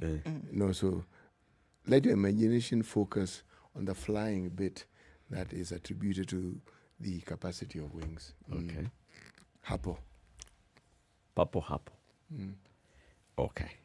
Now, yesterday, there was some conversation that was taking place. Oh, here, oh, there. The National Deputy Party Leader of ODM, Kakamega Governor, Wycliffe Oparanya, was having a conversation where he waded into the issue of BBI and the referendum at this point. And, he said, look, right now we are dealing with COVID-19 and this third wave. There is the whole issue of, the BBI conversation, constitutional amendment, taking us to a referendum. At this particular point, maybe it's time we just looked at that and, took a pause and said, wait. There are bigger, more urgent matters. It has dawned on the politician at this point that this is important.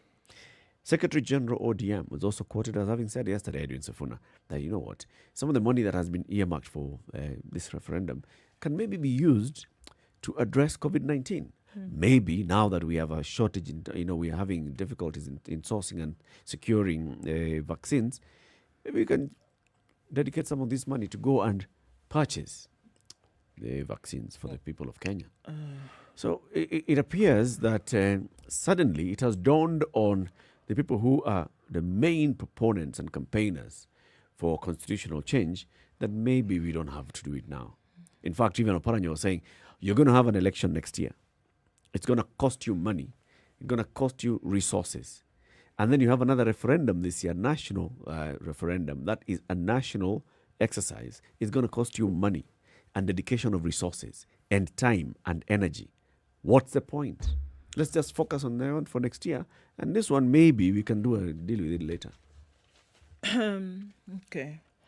I refuse to believe that these gentlemen and other members of this party, this movement, have had an epiphany yesterday. I refuse.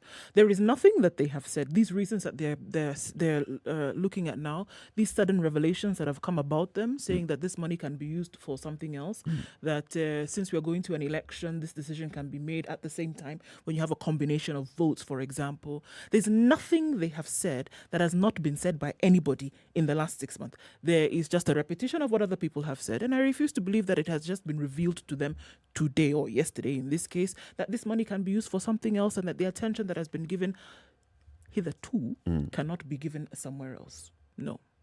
I don't think that it is something new that has come to their minds. And I can actually go as far as saying that this realization did not come upon them yesterday. They knew this all along, but it just seems that, okay, right now, the thing that you want to do is be on the side of the majority of Kenyans who are crying for a particular thing at a particular moment. So the best side to be on is this side. And that's why we see these statements being made. Not because they didn't realize it earlier, not because it has suddenly come to their attention that there's money that can be used to save the country. No. These are things people were saying before. These are suggestions that people had made earlier. When people were crying about things that were needed to be done in this country, these are some of the reasons that they were giving. That don't we have places where this money that is being set aside for BBI, for example, can be used? And people had been saying yes. So you mean to tell me that yesterday, a few days after another reason was given for Kenyans to cry, is when you realize that maybe it's just not as important and that we can put it aside? No. The vast majority I'm not convinced of our politicians, whether they're in the Senate, whether in the National Assembly, whether they are governors, whether they are senators, they come from geographical areas that are predominantly rural. I thought you were going to say Mars. No, rural.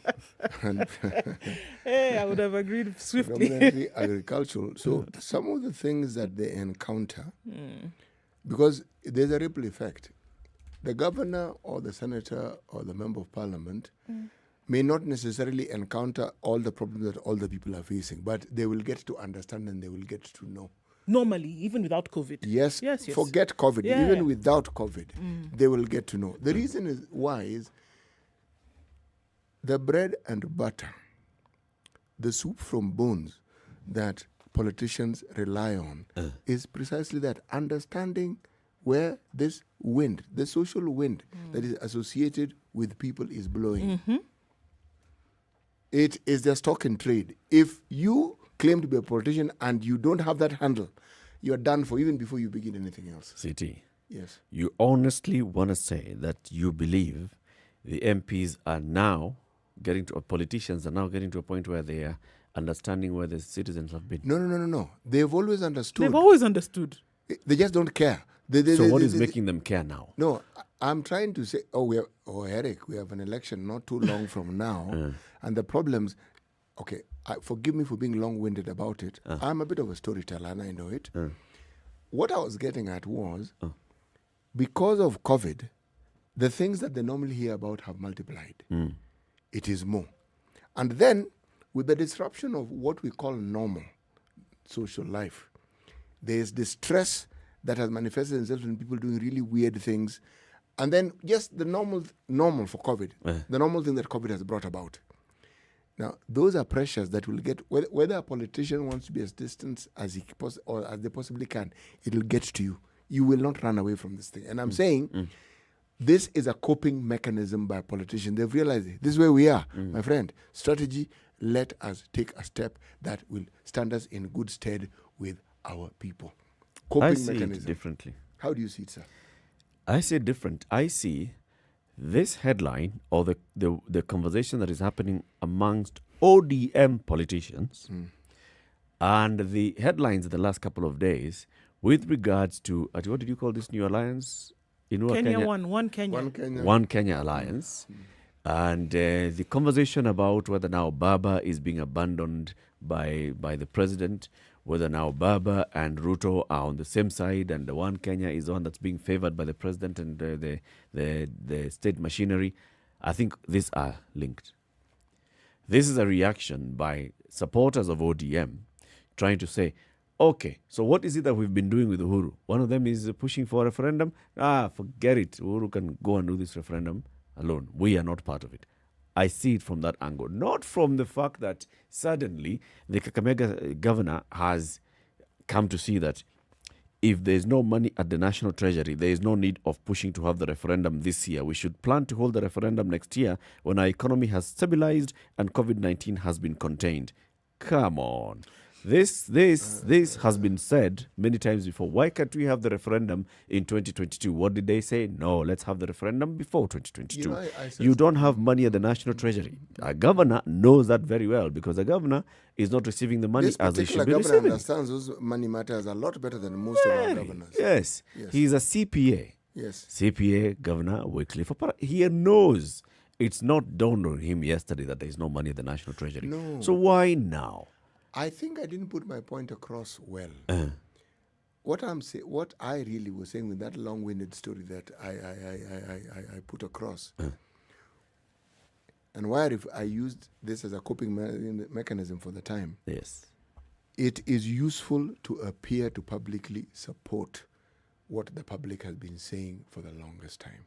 Remember, it's even louder because you are part and parcel of that group who wanted this particular referendum, who wanted this and who wanted the other.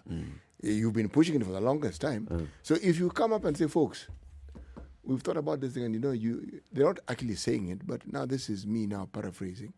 You do have a point. Forget it. This money that you want to use for this, no.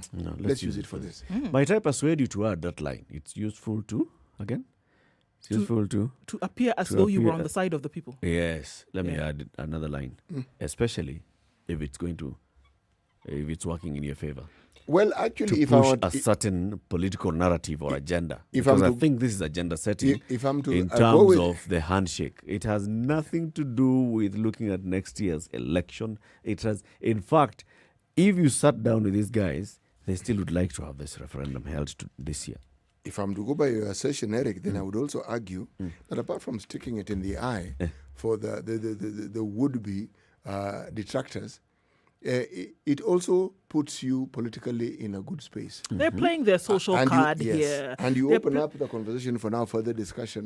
They're and playing the social accommodation. card. It's look, what they were saying yesterday, they could have said last week. They could have said 2 weeks ago. They could have said a month ago. You can't take away from the fact that Kenyans began crying, especially after this particular announcement was made on Friday, and then Tuesday, the following week, when you've seen this uproar, and then you say, okay, you know what?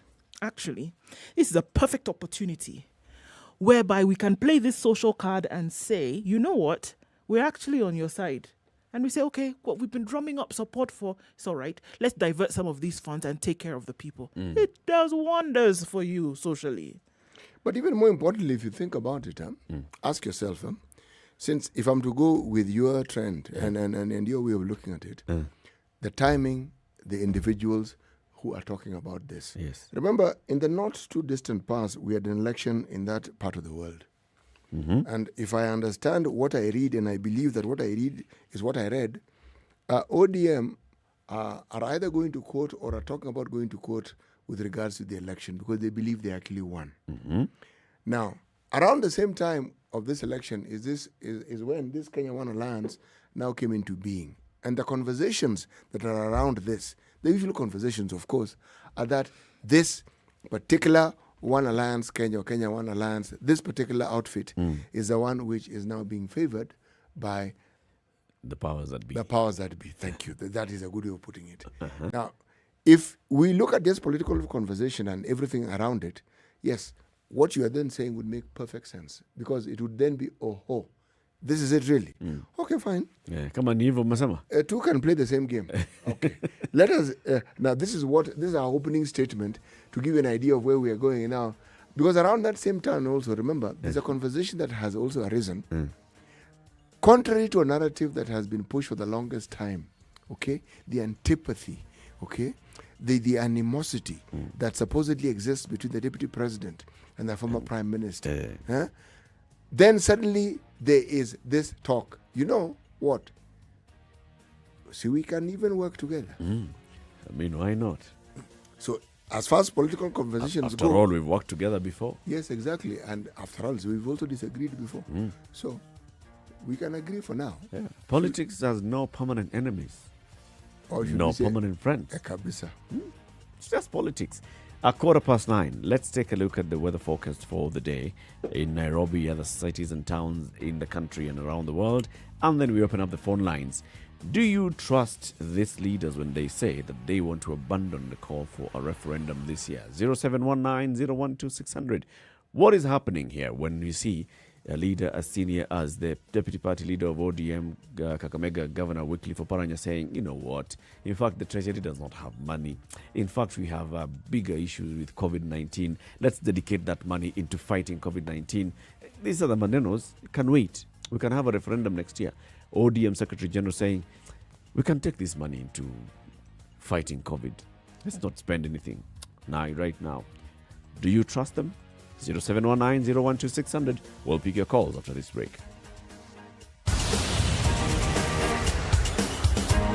This is the Situation Room, the only way to start your day. Spice up your life. 24/7, around the world, non-stop. This is Spice FM.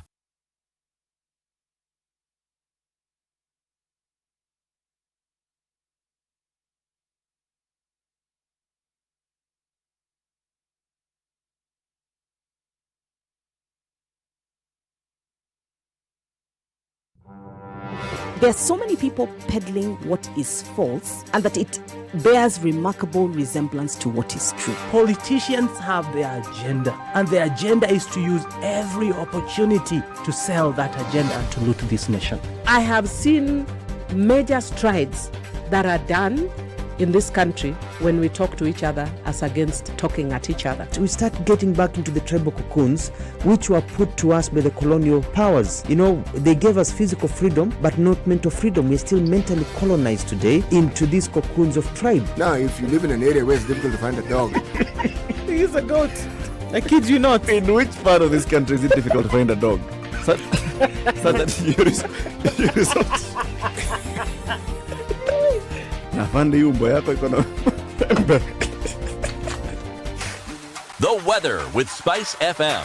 All right, it's raining in most parts of Nairobi, 18 degrees. It'll go to highs of 26 today and lows of 17. It's cloudy in Nyeri at 18, highs of 24 and lows of 15. 16 will be the low in Nakuru. It's mostly sunny at 20, highs of 27. 24 the high in Eldoret, mostly cloudy at 19 and partly sunny in Kisumu.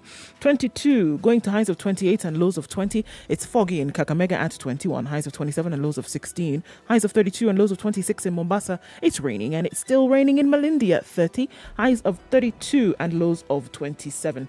Light rains have also begun in Kampala at 22 to go to highs of 24 and lows of 19. Continues to rain in Dar es Salaam at 28, highs of 34 and lows of 24. It's sunny in Johannesburg at 17 degrees, highs of 24, highs of 33 in Lagos. It's also sunny at 26. Rain showers continue in Kinshasa at 23. We'll see highs of 31. Quite sunny and warm in Beijing going into early afternoon. Highs of 23 and lows of 10. It's sunny in Paris for a change at 7. Highs of 25 and come down to 12 and 8 degrees and sunny in London. Highs of 23 and lows of 9. And coming into Wednesday morning in New York, clear skies at 9. We'll see highs of 16 and lows of 8.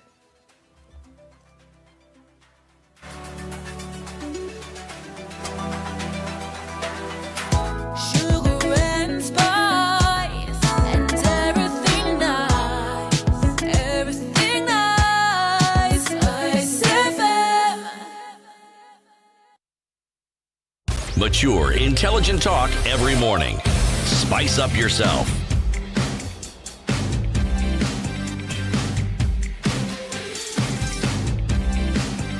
Mornings done right. 19 minutes after 9, the question we were asking is, do you trust the politicians when they say, all right, we can maybe take a break, let's not do the referendum this year because we are fighting COVID-19? Franklin in Kisumu, good morning. Good morning to ladies and gentlemen in the studio. Good morning to you. Now, I'll actually say that the move that has been made by the ODM party is purely political. Because truly it does not hold any water. Because Kenyans have been singing since the COVID-19 case was reported in Kenya that we can actually stop the story of holding a referendum and divert the funds to the health system of this country. Yeah. But now you cannot expect people to have just realized yesterday that really the situation actually concerning the health of Kenyans is so wanting in this country. So what is happening actually, I can say, is purely political. There is nothing like the interest of Kenyans at heart. And concerning you called it the One Kenya Alliance. I at times call it the Sarelak Alliance. It's I mean, unashangaa sahi ni kwa nini people who used to say no to BBI are the ones now saying that they own the BBI document. Who are those? Because yesterday I saw Malala. Malala was now saying that he's actually my senator. He was now saying that ODM wakitaka wajitoe watuachie document sasa ni ya ANC. And we remember the first time Baba na Uhuru walikutana, they were saying no, Baba ametuacha nje, akaenda kakutana na Uhuru na tulikuwa wote NASA. Sasa sahi they are owning the document, are saying that ODM has no right in it. So the problem with Kenyan politics is kila mtu ni muongo.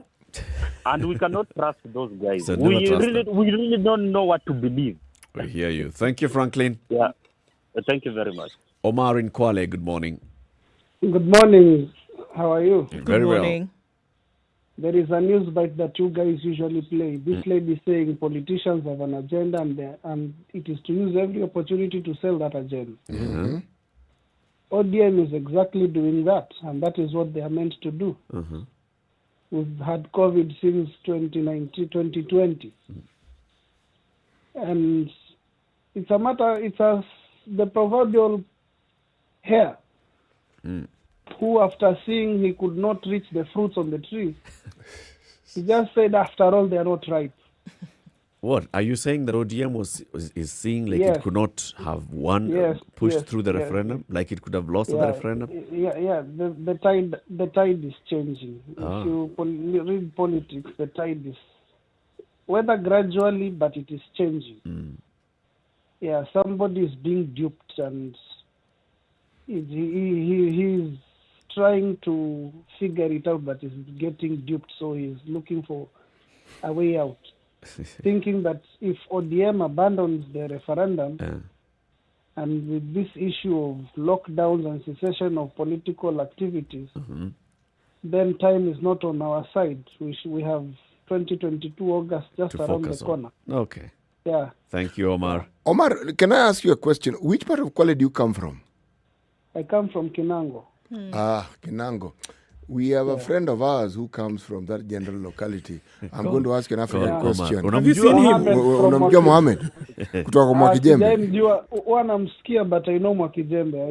I've not met Mohammed. I'd love to see him. He's so good. We're looking for Mohammed from Wakijembe. Mohammed, if you're listening to us, please, it's been a while. Asante sana, Omar. Okay. Anton in Mombasa, good morning. Good morning, Station Room. Good morning. How are you? We're fine, thank you. Mombasa is a bit sunny. I don't know about Nairobi. It's drizzling this morning. Mvua. Huku joto karibu tutembee na bila mashati. Yeah. Unajua one thing I say, there's nothing I hate, ama hakuna kitu hunichosha kwa maisha kama mtu kunibeba ufara ama ujinga. Malenge.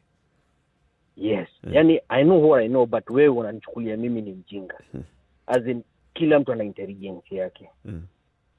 Lakini it's very vile state inatuchukulia, especially the whatever we call the deep state, ama the people surrounding the president and whatever. Wanachukulia sisi wa Kenya ni wajinga. And we are no longer fools. Hey, what makes you say that? Tushafunguka macho. Umeona ukienjoyiwa wapi sasa? BBI is at come from the beginning. In Africa, if you want to know what is happening, you listen to the drum beats. Kuna za matanga, kuna za nini, zikipigwa ukiwa mbali unajua huko kuna matanga. If you listen to what the foot soldiers have been talking from the beginning, you'll know BBI is at come. Walianza he's too young to retire. Wengine ndio wanajipiga vifua wanasema BBI is our product. Where on earth did you hear an opposition party come to the project, it's funded by the government, na inawekwa mbele kwa government kiasi ya kuwa the opposition wanajipiga kifua ni who is leading Kenya now? Actually, we've had a situation like that before.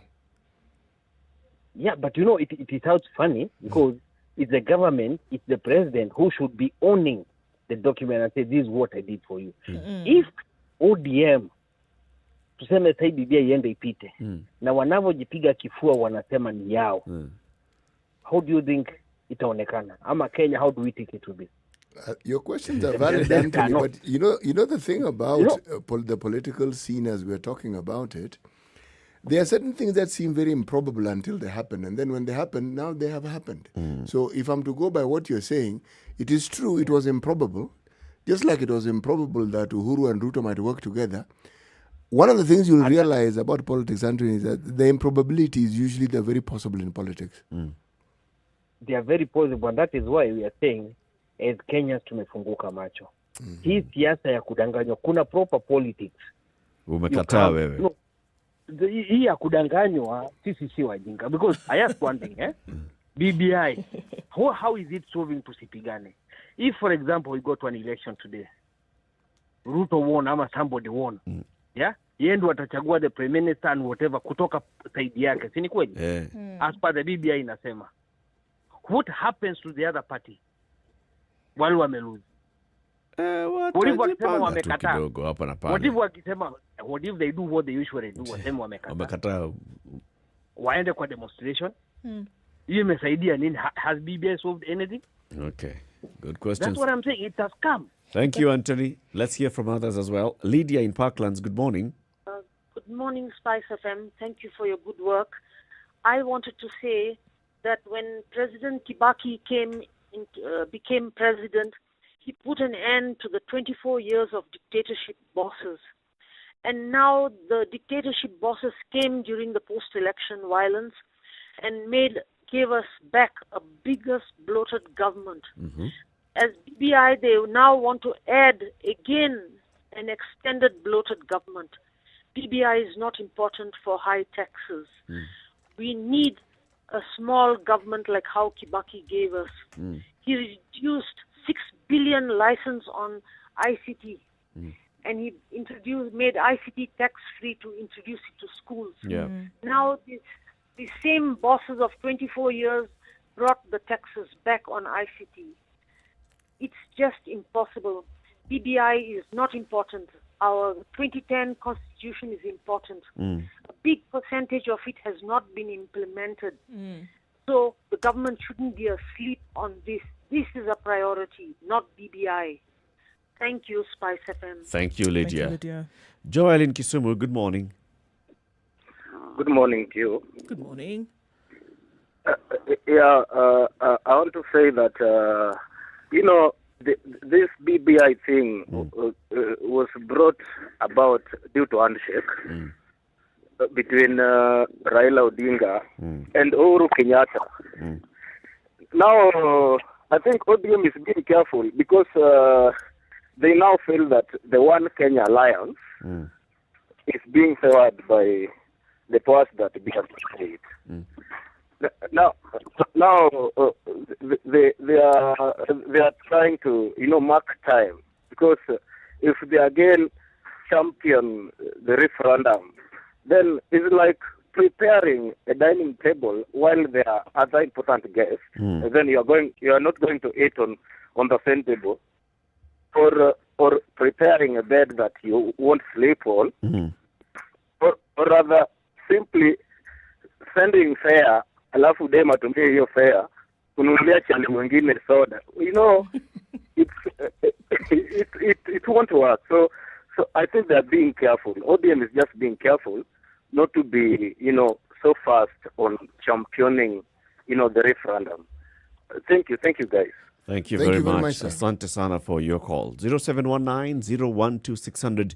There's this all talk by the ODM top leadership, Secretary General, Deputy Party Leader being quoted, among others, saying, you know what, let's take a break on this whole referendum push.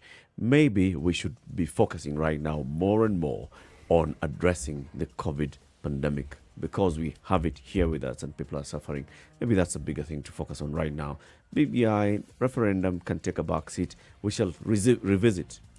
Do you trust the politicians? What do you read from all this? 9:30, time for a break. Let's take a look at what's happening on the roads and then we pick your calls. And also you can answer the question on our social media handles, SpiceFM KE, Instagram, Facebook and Twitter.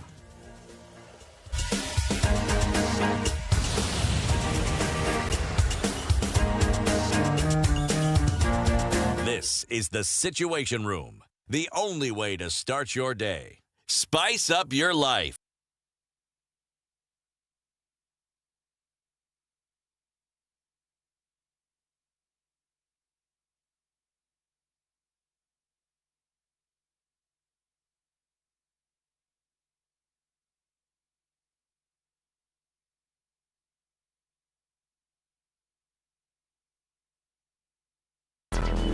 Traffic. All right. Not so terrible on most roads this morning as you're trying to get in and out of the city. Around the country, traffic actually is looking pretty good this morning. We have some issues on Mombasa Road and it looks like we're going to have them for the next. So let's just agree. Traffic, Mombasa Road, every day, at least until December, right? That's what it's going to look like. Throw some other things in there as well. Other parts of the city, coming off of Figure Road is not looking too bad. Coming off Westlands, into the city, out of the city as well. Iko sawa sawa, at least for now. Talk to us through the morning. If you need to, SpiceFM KE on Twitter, text on 40127. Let's look at what it looks like in your neck of the woods. And if it looks good, no problem. We'll just keep it moving. Are you ready? Okay. Spice FM. Mature, intelligent talk every morning. Spice up yourself.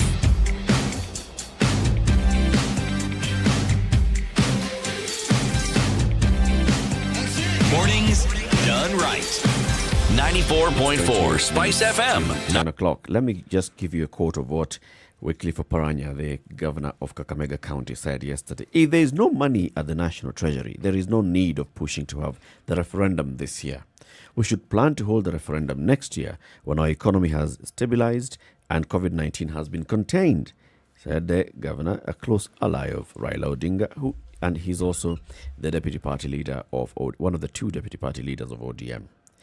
The gentleman who is the Secretary General of the party has also been quoted, and he says, if you don't have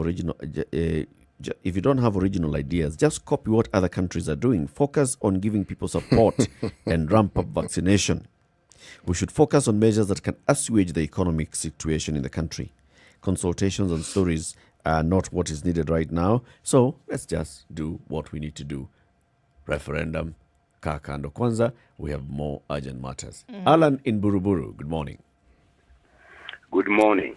How are you? Thanks once more for opening. I'm fine. Thank you for opening up the minds of Kenyans, but Kenyans need more than that because right now they need to see that the BBI was a failure from the get-go. And what we need to know is right now this is a scam that is being arranged, and then finances will be requested for to bail out Kenyans. Already, the COVID funds were not used properly. This will be a second request. BBI on the shelf, but Kenyans will be scammed one more time by the same political players that we have been having throughout in the last 55 years. Okay. Thank you. Thank you, It's a Alan. game that is going on. So this is just All a right. game. It's just a game. Thank you, Alan. I agree with Alan. You know, whatever politicians say right now, I don't think it matters. I'm looking at the Constitution, Article 257 of the Constitution on amendments to this Constitution, amendment by popular initiative, which is what this BBI has been. Popular initiative, despite the fact that it was being led by two gentlemen. An amendment to the Constitution may be proposed by a popular initiative signed by at least 1 million registered voters. We know that they got more than 1 million registered voters, 4 million. A popular initiative for an amendment to this Constitution may be in the form of a general suggestion or a formulated bill.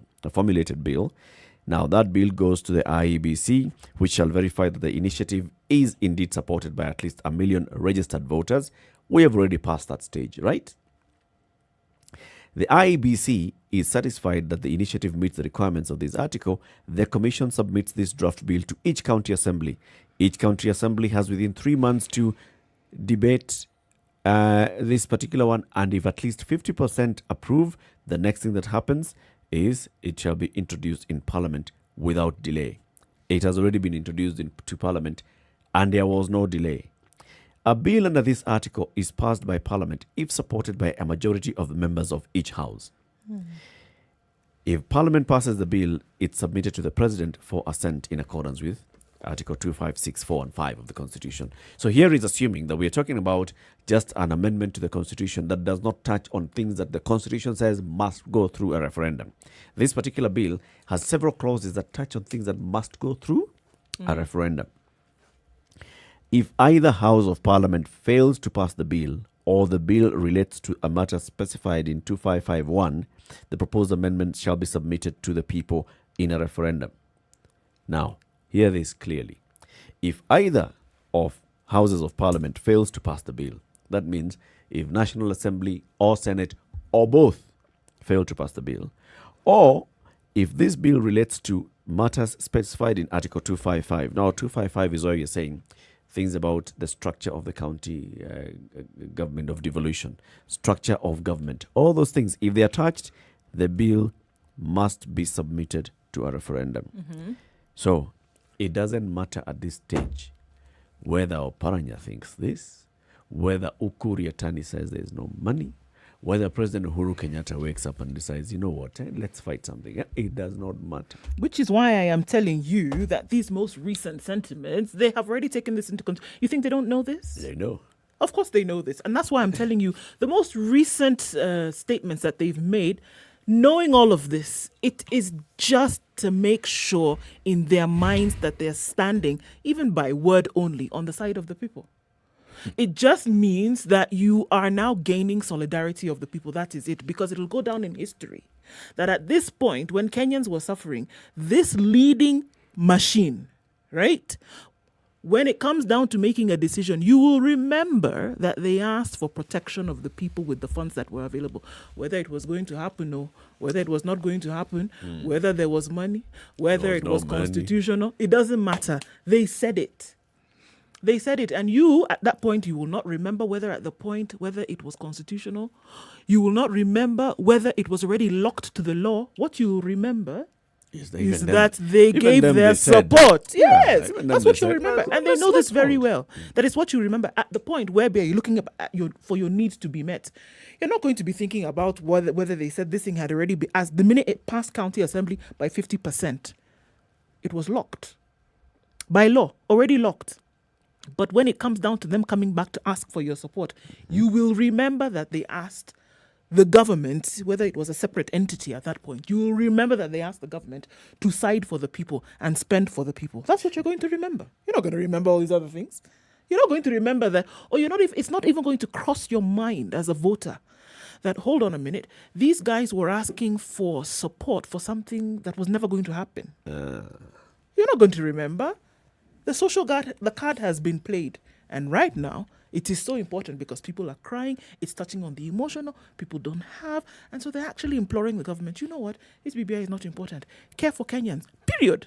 That's what you're going to remember. And if you ask me, it's brilliant. Who stands to lose? Lose what exactly? What are you losing what?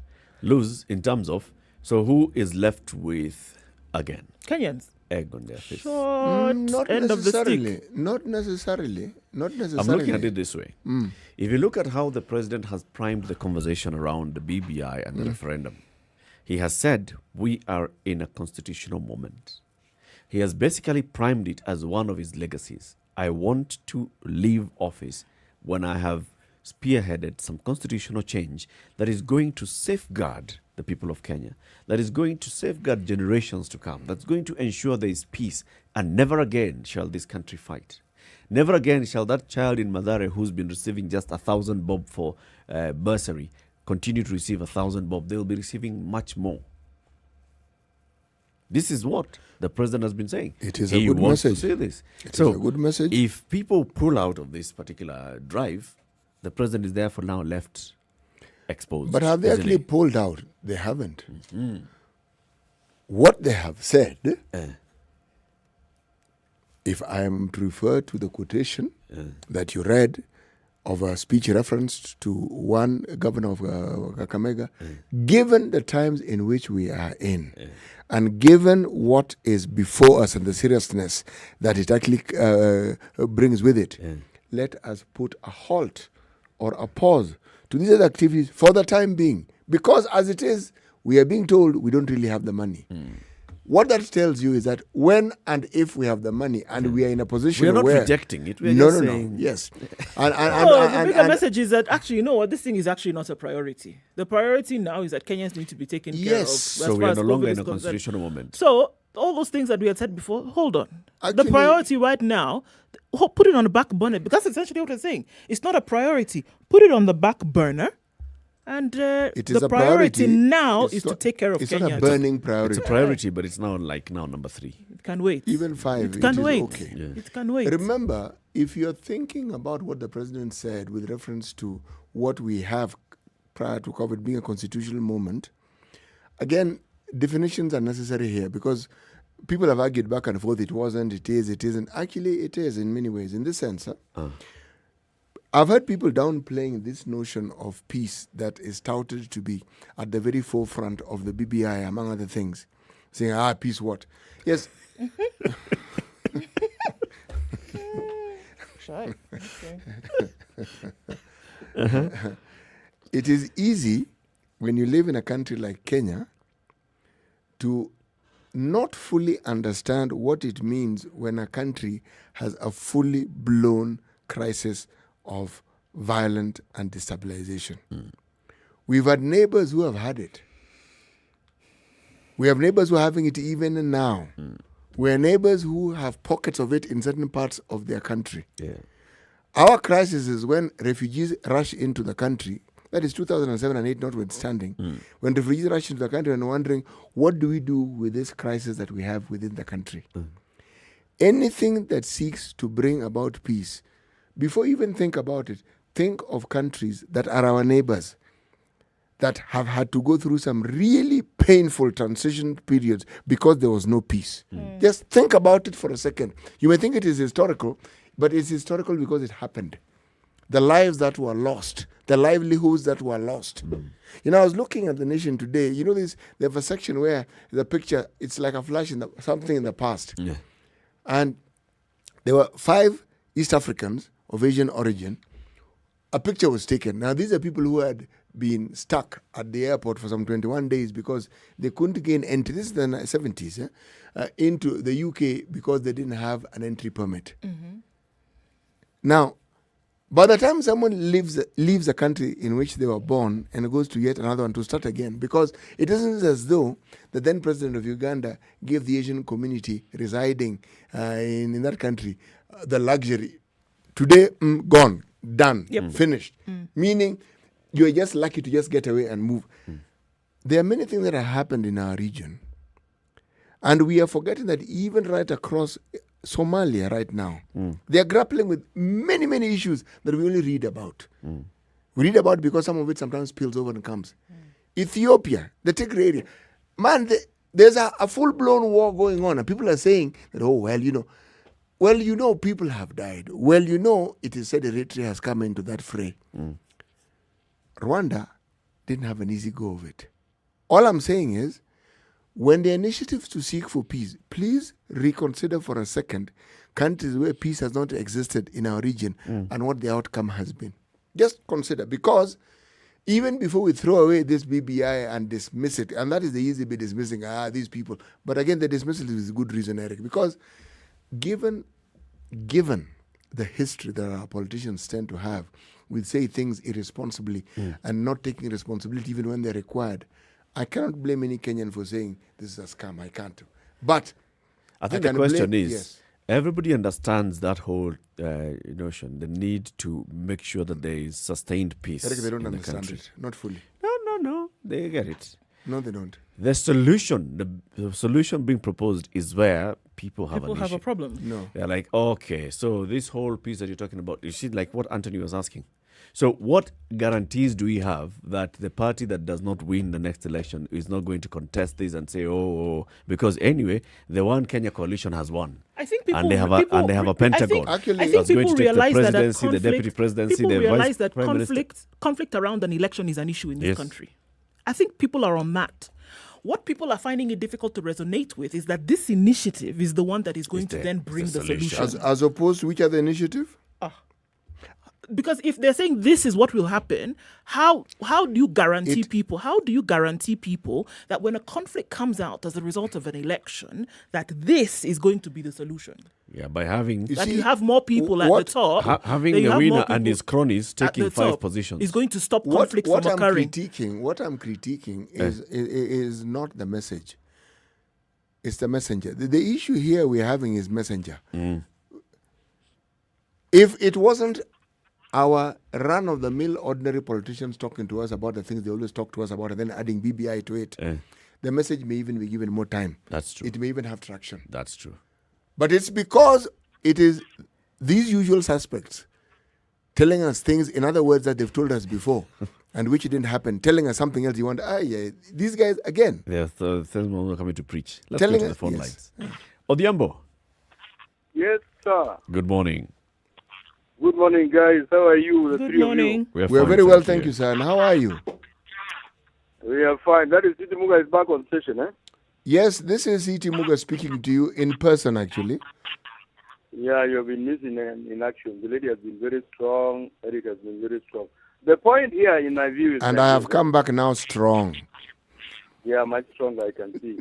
Now, the point I'm making here is this, that I think BBI was... The government is actually still doing the succession politics, but in a clever way.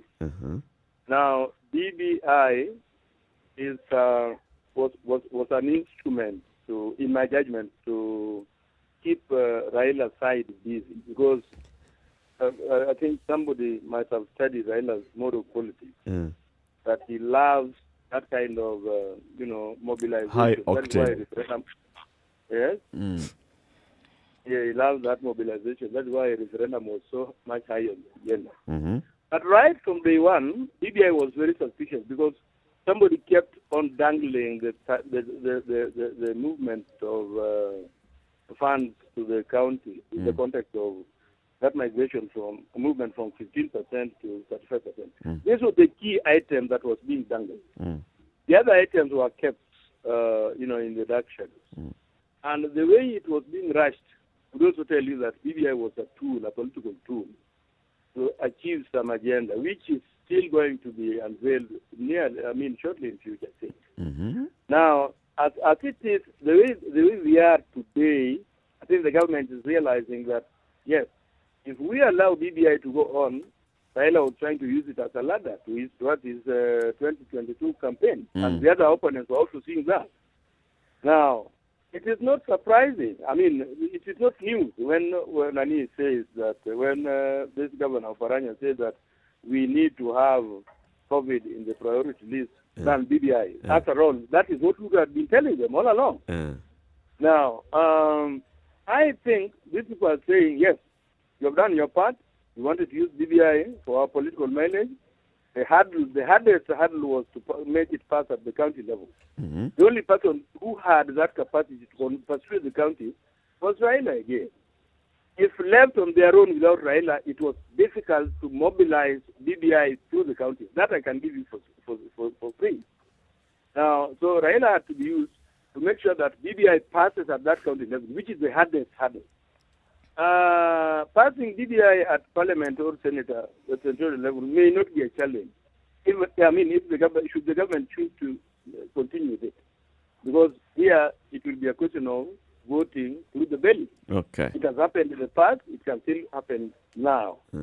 Now, a question of referendum as to whether that BBI can pass the referendum test minus Raila, in my view, is yes, it can pass without Raila, because a referendum will be like a general election, which will be monitored by IBC. And the IBC is part of the executive. So IBC can very easily do what the executive wants. Did I hear you say IBC is part of the executive?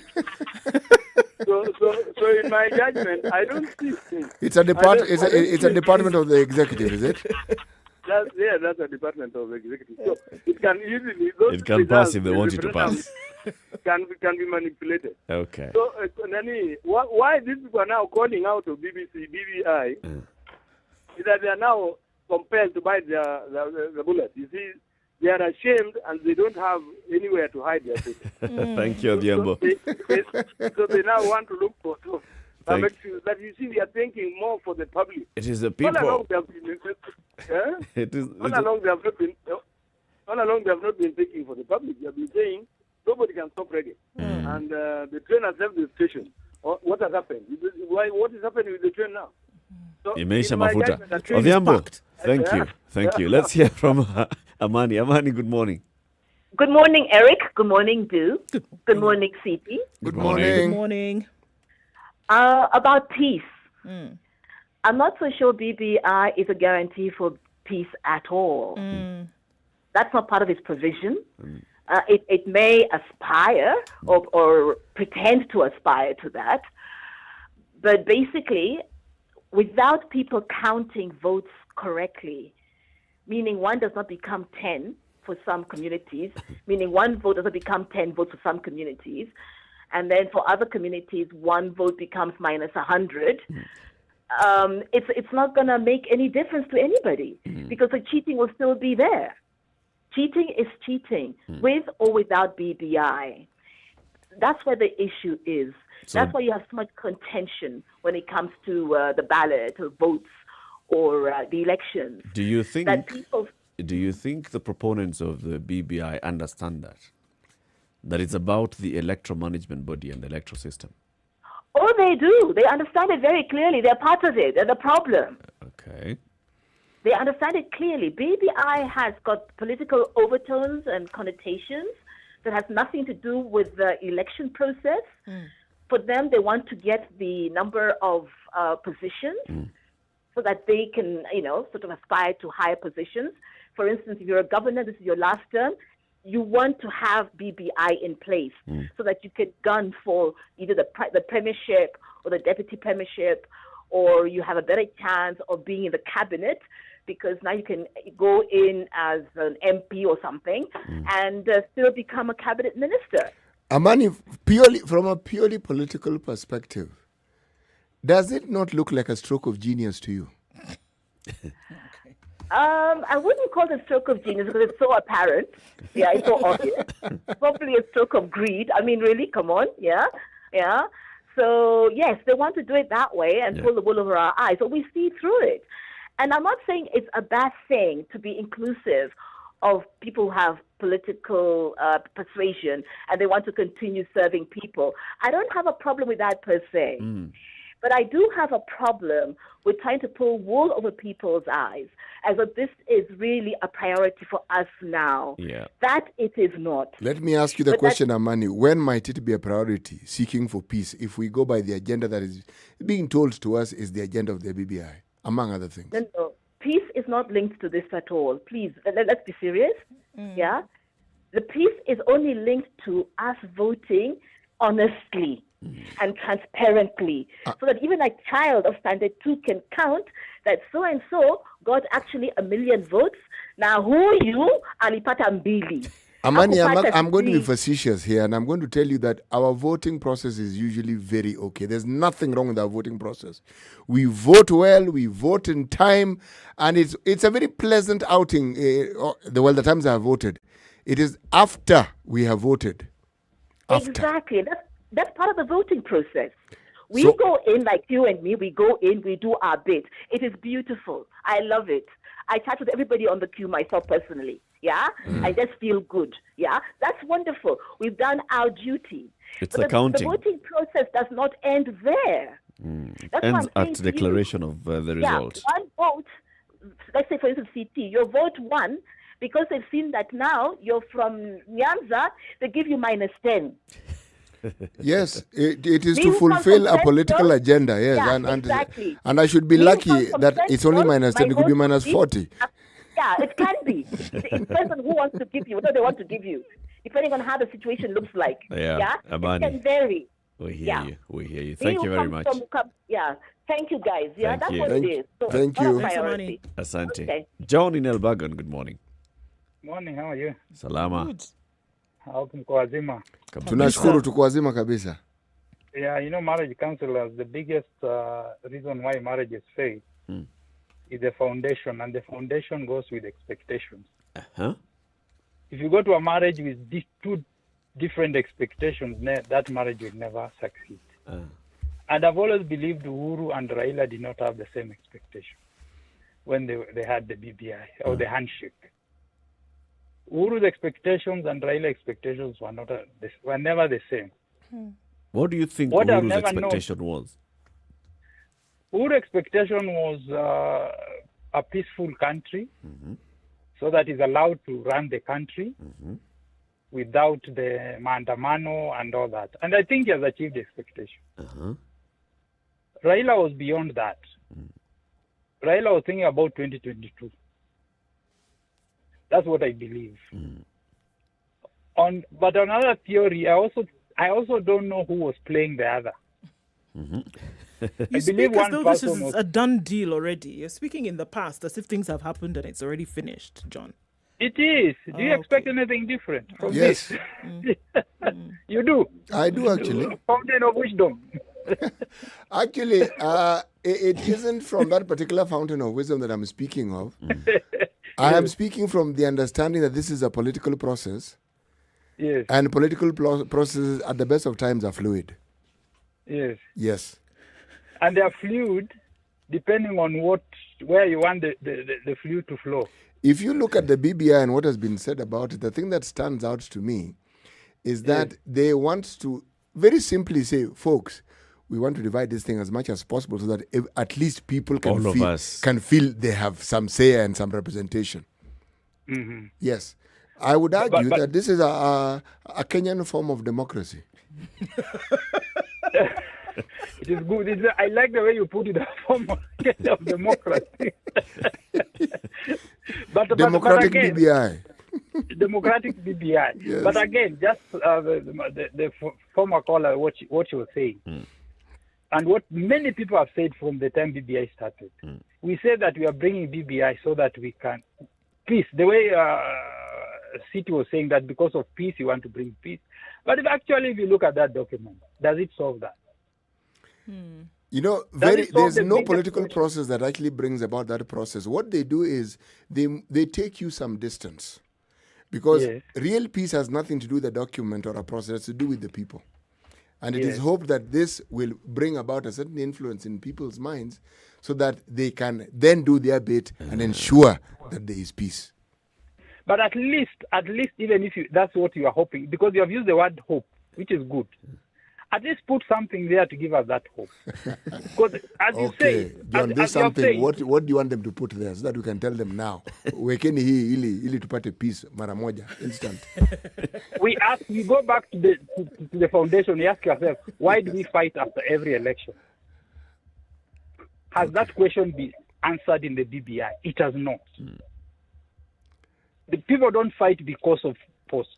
People don't fight because people don't have enough posts.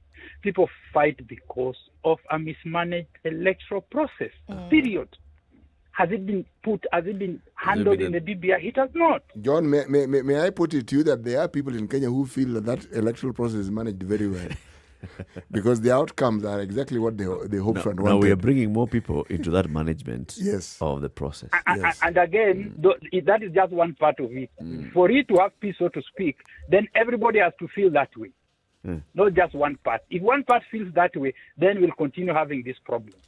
We'll be there forever. At that point, we'll be there forever. 202 is an example. Why did that 202 we had an election and nobody fought? John, we've run out of time. Thank you very much. Asante sana, John, and thank you very much for calling. Thank you for joining us today. Surely. Barack in Ruaka, we can see that you are calling and you are holding. We'll call you tomorrow. Whatever conversation we'll be having, you'll be first to contribute. Asante sana, City. Today's proverb. We desire to bequeath two things to our children. The first one is roots. The other one is wings. Roots and wings. Sounds like a menu. See you again.